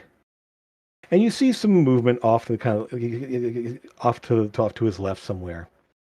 And he walks over to the side of the rails and looks down. You see a forest. You see a clearing. And you see a sight you recognize. One moment.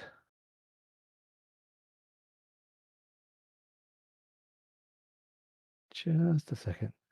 Where is it? I don't have it. Darn it. You see a cabin. Cottage, really. Clearing in the woods. And it washes over you as you recognize it. Addie's cabin. Oh, no.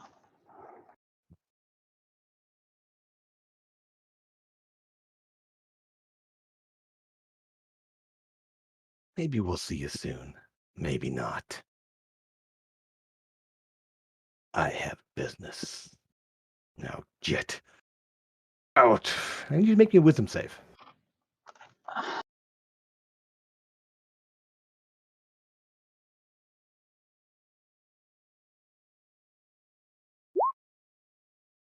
He pushes you. You don't go. Like you can feel that pusher. You can feel that pressure as he's like, get out. And you kind of feel that battering, that dark sensation that you felt in the past there that pushes you away. You don't dislodge. Your vision stays. I'll go when I'm ready. Let's find out who's the most powerful, shall we? And then I'll leave. Okay. And immediately send a sending to Elia. As you come out of it, Elia, like, Amethyst? There's And you, so straight sitting there. There's a bit of an odd sensation when she talks, and you realize that she's not in her normal form. Mm-hmm. This isn't good. This is really not good. There's an airship here. There's an airship at Eddie's cabin. What's going on? Come on. Rafe, What's happening? Get out. You and Addie, get out quickly. I'm already out. I'm already gone. And you realize there's a bit of a rushing sound as she's talking there, there's a bit of air moving as she speaks. And she's obviously in bird form. Yeah. There's and I don't know what's happening. And do you stay connected? Yeah. Okay. There's a lot of them. They're surrounding the cabin right now. Addie's still inside. She hasn't got out yet. She told me to leave. She told me to go. And there's 6, 7, 8. I don't know. There's a lot of people. They're dropping down from the airship. Wait. And you realize you haven't done this before, but you could link with her the same way you did with Wraith. Be able to see through her eyes, hear through her ears. You know how to do it. Want to do it? Yeah. Okay. So those are in the room there. You can definitely see Amethyst. Like she's speaking out loud. Well, actually, no. With Elia, you can kind of think it back and forth, but you can see Amethyst being in distress. There's no doubt what's happening. There's something going on. So you guys can take a moment here while she recenters herself and then tries to connect. Go ahead and give me a charisma check. This time with advantage.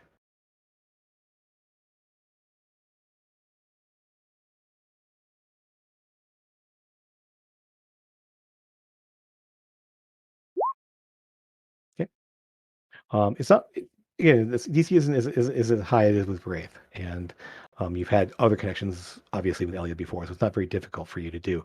You immediately shift into to a sensation there, as it's a bit odd because you're looking through the eyes of a falcon, but the falcon has sort of like turned and is like flies out, and you can see sort of it's looking down at the cabin, and you see a number of dark cloaked figures and such.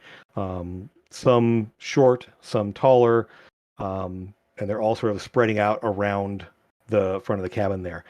The falcon form lands in a tree, obviously. You can see the branches around there, and it's sort of like tucked back into a tree. They're looking down at there. It's a ways off. You can see, you can't really make out details or faces, but you can see shapes. Enough to be able to see what's going on there. Because the falcon has a very good vision, you're probably a good 200-300 yards away, but you can essentially make out the figures moving around down there. One of the shorter figures goes up to the front door and starts like pounding on it, and then trying to work at the door mechanism, whatever there. And a moment later, the door blasts open as a bear comes hurtling out. Massive looking bear hurtles out there, flattens the goblin, just knocks him flying, obviously, as it comes out there. And this bear roars, and you see when all of them sort of like freeze for a second before they pull their weapons. A few of the goblins have guns. A number of the taller figures have crossbows. Again, you can't make out who's a goblin, who's a human, who's just a short, who's just tall, whatever it is. But they all aim there, and they're holding. And you hear crack of a rifle, and the bear flinches as it's hit by something. You can see there. And then suddenly, the bear changes back into Addie. And they all open fire. Bullets and crossbow bolts hit into her. She's takes it. She's like in there, and you see her drop down and change again. This time into a an eagle, a giant eagle, and goes to launch into the air, and the crack you hear again, and it hits. She drops back down to the ground again, back in her human form, as more shots. One sec.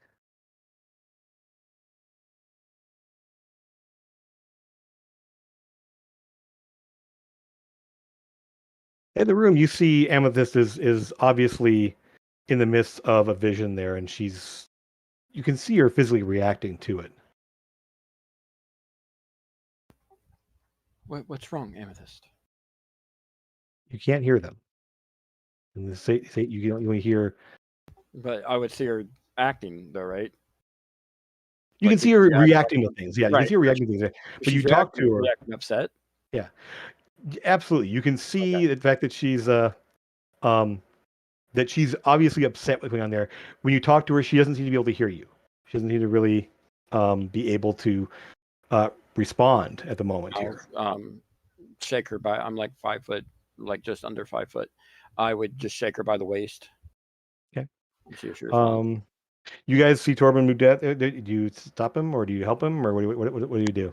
Yeah, I would go over to Torben, like, hey, she's connecting with her peoples, trying to do stuff. She's not going to be able to see or hear you. Okay, but how do we help her? Just let her know that we're there by touching her. That's it. That's all we can do. Yeah. I did that. Yep. Continue to do that. Okay. And I would say, Emma, keep shaking her with that. Yeah.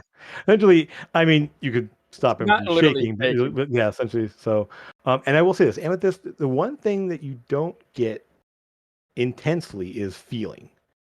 You get sound and sight, a little bit of sensation of touch and other, but you sort of distantly feel a little bit of the shake, and then you can't hear them, you can't see them, but you can kind of feel the fact that there's somebody there, either putting their hand on your shoulder or something like that. You can kind of feel that they're there currently. But back to your vision. There is Elia is obviously at this point you can kind of hear her thoughts just racing. Like, what do we do? How do we stop this? She's got to get away. She can't get away. What are they doing? What's happening? And I don't know how this is going. How this is happening. And she's obviously kind of in full panic mode. Just stay away. Stay away. You're not safe there. I can't. You can. You will. You have to stay away. I know it's hard. I can't go yet. I have to see. I have to know. I have to know.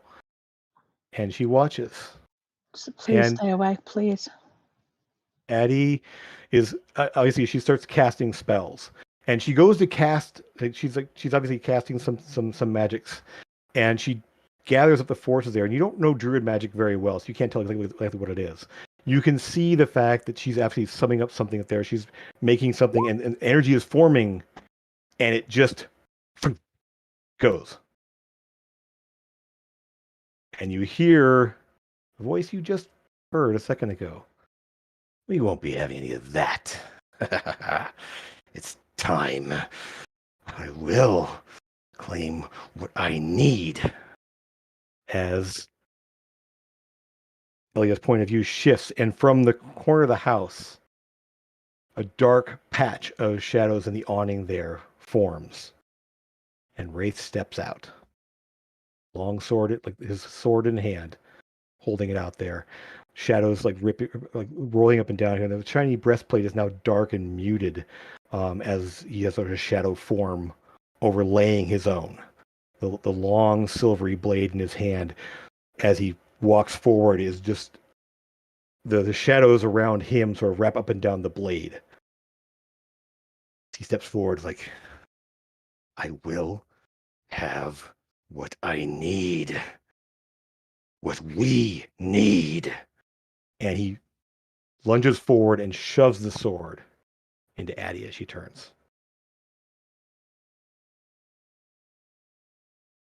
You feel the sensation. You hear Elia cry out, the cry of a falcon there in the trees. You see the darkness flare up for a moment there. And for just a moment, you catch, as you have this connection established, you see the candles in your mind while you're still seeing all of this.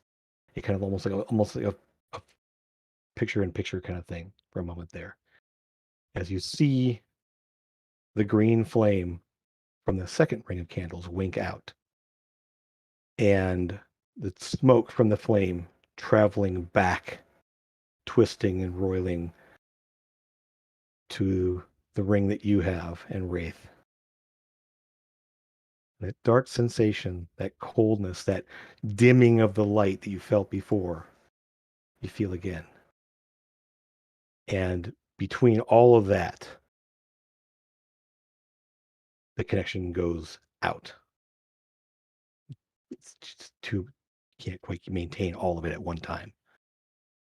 And you find yourself back in your room as the light is dimmer now than it was. After a few moments, it starts to come back to normal.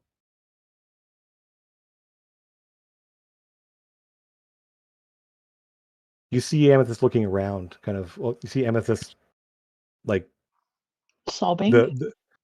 Mm-hmm. Yes. We need to get to Raven's Crest right now. Let's All just right. kill Daddy. Let's go. Let's move. Lucas, you have the ability.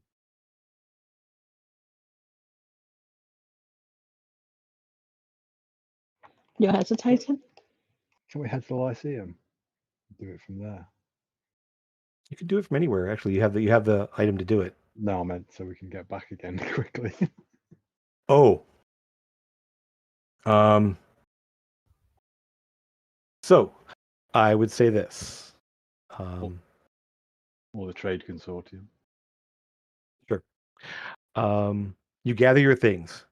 You obviously, and Lucas.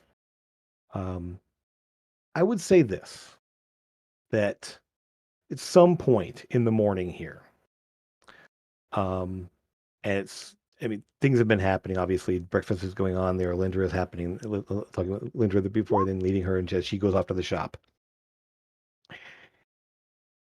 You do get a message from Professor Martinet that the approval has gone through. You can attune the circle at the Lyceum. And when you're ready to come in, she will arrange for that to happen. The approvals have been made. So as this happens here, I will say that you know that yes, you can go do that. So I'll suggest just head over to the Lyceum. It's only down the road. Let's go. Okay. So you kind of gather your things and rush out there, sort of do the quick checking out by and essentially at the front desk as you go out in the streets there, rushing off to Lyceum. Takes maybe 5 minutes to get there as you're all just kind of moving quickly. Even Eldon will go ahead and activate his rocket boots to keep up. And you're able to kind of move along through the streets there, getting to the Lyceum. On the way there, I want to... Yeah. I would be taking, like, are we like mad rushing there? Pretty much. I assume, yeah. Misty stepping and like going, because I know this area if nothing else, and I would just take as much shortcut as I can by jumping roof to roof if I could. Sure. Or just, to the walls and stuff like that. Literally, you're able to kind of keep an aerial view there. Eldon's kind of flying probably about 30, 40 feet off the ground there, just kind of keeping an aerial view there. You were just kind of like Spider-Man hopping from building to building. And I would literally, for the first time, try to throw my dagger like out. Sure. And see if it, so you never tried it before. Yeah. So those of you on the ground there, and this will come back to you in a second here. But Sora, Lucas, you'll see that Torben is not only jumping and sticking to buildings because he has a spider climb. You can throw his dagger across to another building and then teleport to it, and then stick to that building. He's able to just kind of like boom, boom, boom. As Eldon is rocketing along there with his boots, you guys are moving along the ground really quickly there. A lot of onlookers are kind of like like watching you go by, kind of surprising, because even though they see like people flying on stuff, and this is a very odd group charging through the street there, um, a lot of them are stopping and looking behind where you came from to see if there's something like happening that you're running from, or like looking ahead of you to see where you're running to. But you're able to kind of make good pace there. About this, you were about to say something there. I just want to talk to Ollie again and just say we're on the way. We'll be there soon. Please don't go any closer. He's dangerous. Very, very dangerous. I'm already heading back. Heading back to Raven's Crest, and it's yeah. So she's definitely in flight, as we say. I probably would have pulled out my fine steed because Okay. I'm faster that way than I would be on my feet. Sure. Let Riley's people know that what's just happened and that we might be having a visitor to the town. Okay. I'll get it as soon as I can. And she's like, and you, I will. Yes. I'm so sorry. Stay safe. No, me too. See you soon. And she's off. And Jim, whoever's yeah. the slowest, the last 500 feet, I'll dimension door them. Okay. Probably you and Amethyst, because I think Sora's on her steed. Mm-hmm. How far would I have been up there with them, like to the Lyceum? Because I would have been like going as far as I could up to the Lyceum. Oh yeah, essentially. So effectively, so just to kind of point it out here on the map real fast, the Temple Tankard, and there are kind of these dark buildings right about here. Right. And so you're just charging up, like literally this street and then around, cutting over streets. Yeah. And getting there. So Torben, I think between you knowing the back ways to get there are kind of like be able to hop back and forth and lead them there. They're heading there. It doesn't take long. You're there in about 10 minutes, maybe tops, because you're all like just moving breaknecks, trying to not taking the streets around there. You're just cutting straight through wherever you can, down alleys, around lower buildings, everything else you need to do to get there. Lucas, yeah, you basically grab Amethyst and Dimension Door as Eldon, Torben, and Sora all come racing up to the front door, all pretty much all like just right behind you as you appear there. You rush on in. You're effectively who's directing who, so I'll let you guys. I'll head to obviously the reception and say, okay.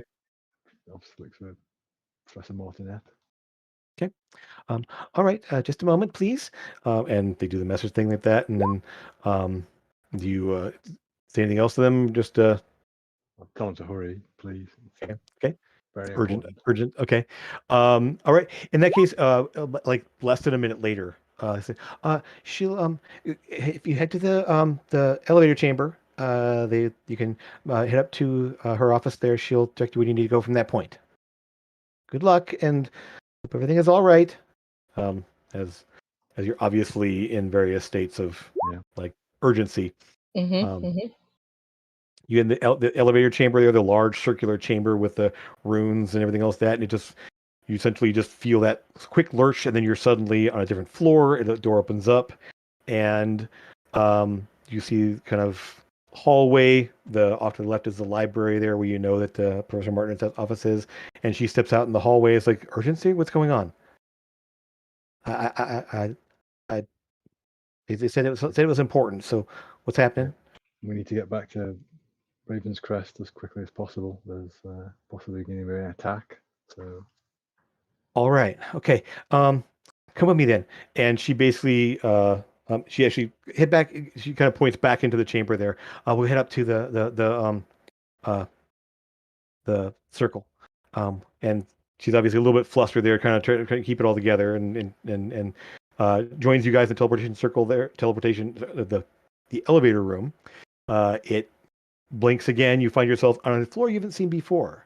And in this one, it is sort of a massive open space. Just like almost like a warehouse, but empty. And there's columns everywhere, and there are a number of different circles summoning, for whatever purposes you can't really tell right now. But she heads straight to the one on like straight ahead from the elevator, just kind of ignoring the ones on the side there, into this small sort of circular room that you know is just a little bit bigger than a teleportation circle. And as you step inside there is a circle on the floor. She says, "Take a moment." Um, and he says, "I know you're in a rush. I understand. But take a moment, tune yourself to the circle, and you can come back here when you need to. Remember." And so as you're doing this, and she just kind of tells all of you, she's just sort of like saying, "It's like, you need to come back. You need to make sure you message first. You can message me initially, and eventually we'll get you somebody else, if I'm not available. And that way they can make sure that the circle is unblocked and you're able to come through. If you try to come through without approval, it won't work. So just keep that in mind. It's not something you can do really in an emergency, unless someone happens to be available to unlock it for you. So we'll see what we can do, but we'll get you back there now as quick as we can." And about the time she's done explaining all this there, and just seeing, she's kind of at this point settling in, looking at you, Amethyst, and okay, right. Lucas, are you set there? And yeah, at this point you have a pretty good grasp on it there. You feel you have the location memorized. Yep. You're able to bring everybody in. Says, "Good luck. If you need anything here, we can set things up for you along here. If there's something has happened there, we'll send more people as if we can. But keep us posted. Let us know what's happening." And Lucas, you sit down. You don't need to use the beacon because you're in a circle that's linked. That can go to another circle there. You don't need to have the beacon itself for this. The runes light up around you. You all see this kind of shimmering field sort of surround you. That kind of like grows, like swirls up around you as you're all standing there watching Lucas chanting and kind of like focusing on the location and sort of linking locations here. The center of the circle suddenly flares a bright white, and all that swirling energy around you shifts down into a ball, like a sphere, that just stabilizes. And you can see through the sphere the back patio of your house. You guys rush through it. You have about 6 seconds. You all zip through it there, and you are back in Ravenscrest on the back patio of your house.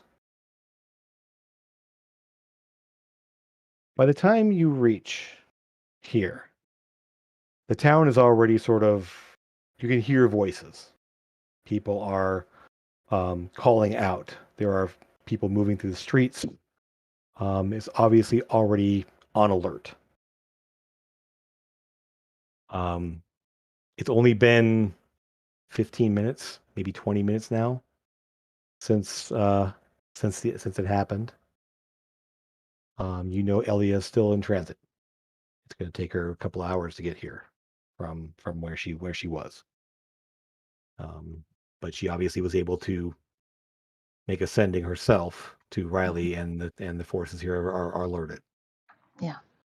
So you're in Ravenscrest. What are you doing? I would have, while all the chatter was happening while we were still in Portoris, I Sure. would have messaged Mabel I put it in the chat. Oh, sorry. I'm so sorry. I just saw it happen. Wraith is in Ravenscrest. They're in there now. Yeah. Yeah. Okay. Response basically would just good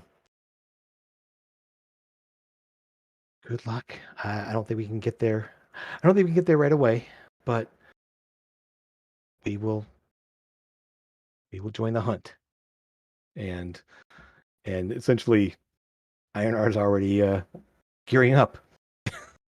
And that's up there. Good. Okay. In the house, obviously the people inside are like, as you appear, you see Reese and Catherine actually step out onto the back patio there, open the door there. What's going on? What's happening? Looking to use Sora for the most part. Wraith is on his way here, and we need to be prepared for that. Okay. You guys prepare. You know, the people, as you see, this town guard are moving to various points on the walls. whatever preparations you're making, you get things set up there. An hour goes by, 2 hours. How far away is the hut? Eddie's cabin is about 8 hours by horse. It's a full day's travel essentially to get there by horse. It's a little bit longer than that going by foot. Ellie is able to make it in about 3 hours in her falcon form because she just takes off as a falcon and just flies straight. So the road kind of meanders a little bit through the forest, so it's a little bit longer, just in terms of like distance. So Elliot's just kind of just flying full speed. You about two almost 3 hours go by. Elliot comes rocketing in. You see the falcon form there, and that's where do you find yourselves waiting at this point? There, are you out in the streets? Are you out in the back there? Where do you find yourselves? I'll be upstairs prepping? waiting where she perches. Okay. Waiting for In her that to- case, I would say, so yeah. So you're up in the attic room. Sora, where are you at? Probably be at the front door area. Okay. Kind of Someplace watching. very visible, just Okay. keeping my eyes out. Okay. I want the retainers to go someplace safe, wherever they keep the villagers. Okay. when Actually, they head down to the basement. Okay, sweet. Yeah, Yeah, that works too. yeah. So they head on down there. Sebastian and Brevillor are still down there as well. The streets kind of empty out for the most part. There's still some guard various places there, just keeping an eye, watching the skies, looking around and with that. There aren't any town folk moving around. If they do, they're moving quickly from one place to place and getting behind doors, so staying out of the way. You do see that a number of people are watching from windows, and just kind of keeping tabs on things. And a few people are standing in their doorways, essentially, like looking and watching to see what's going on. They're not like hiding inside, but they're not like out in the streets, but they're just sort of like doors open. They're kind of looking to see what's going on. At least it's kind of, so you kind of see a few people like with that situation. Remind me again, where does the secret passageway from under our house link out into? I will show you. We'll head over to Raven's Crest. It comes out in this building over here. This is your house, 24. It comes out over here. Okay, but not out of the city. Okay. No, it's just that building over there. So essentially, this building right here over the corner, 46, is Gilby's house. Okay. Or the one he stays in, I should say. Lucas, where are you camping yourself at? Given what we know about how fast the airship moves, how long would it take? Even if they left immediately, how long would it take for them to get here? You figure, having seen the airships traveling like that, they travel about twice the speed of a horse. It would take about 4 hours. Unless they have some way of pushing it faster. So roughly 4 hours or so to get from there to here. Maybe a little, actually probably a little closer to 3.5 hours, because they don't have to fly. They don't travel the road. They can just fly straight. So yeah, probably about 3.5 hours. After about 3 hours, I'll cast fly and fly up. Okay. See if I can see anything coming. Okay. You get some height there. You're able to do that. We'll just say Eldon will join you, just because, I mean, he has the rocket boots, so you kind of do. So you kind of both fly up there, kind of looking around, keeping ties there. The skies look clear. You don't see a ship on approach. You don't see anything else. Eldon actually does also activate detect magic, and because his boots are Manatech. So he's able to do both, even though they're both concentration. So he's kind of hovering there in midair there and kind of scanning with detect magic there. And I don't see anything. I wish I could have some way of amplifying my vision. I should work on something like that, or even a spyglass or something else like that. But wait, I do have one. And he reaches in there, he pulls out an actual like full on like brass and spyglass kind of thing like that. Old school technology sometimes really is helpful. And he kind of holds it up there, and he's looking there, just scanning off in the direction there. It all looks clear, Mr. Lucas. I don't see anything really. I don't know. Maybe they aren't coming this way. Maybe they're going somewhere else. I don't know. what do you think? I thought it was possible that they weren't coming, but you best be ready to just in case. Okay. Your flight lasts about 10 minutes, so basically you kind of 10 minutes scanning up there, and eventually you have to come down and land. You see, there's obviously some more people kind of like poking out there, saying because it's been like 3 hours since kind of alarm was put up there, and nothing's happened yet.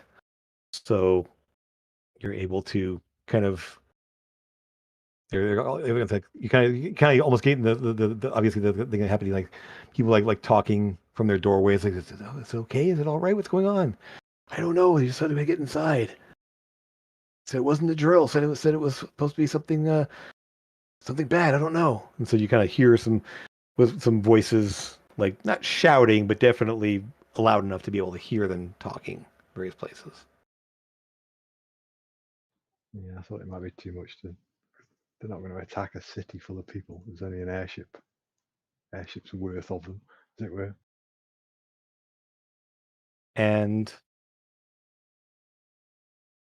fourth hour goes by, and during that time period there, Amethyst, Elia did come rocketing in essentially about the 3.5 hour mark there, about when Lucas and Eldon went up to scan the skies. She kind of zooms in there and just throws herself onto you back into her normal form there, and just obviously crying. Did it? He took her. How? Why? What does he need? He said he needed something. What does he need? I don't know. I wish I did.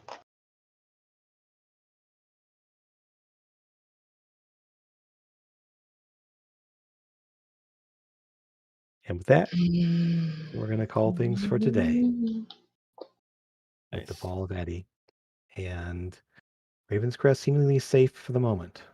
There doesn't seem to be a imminent attack based on this.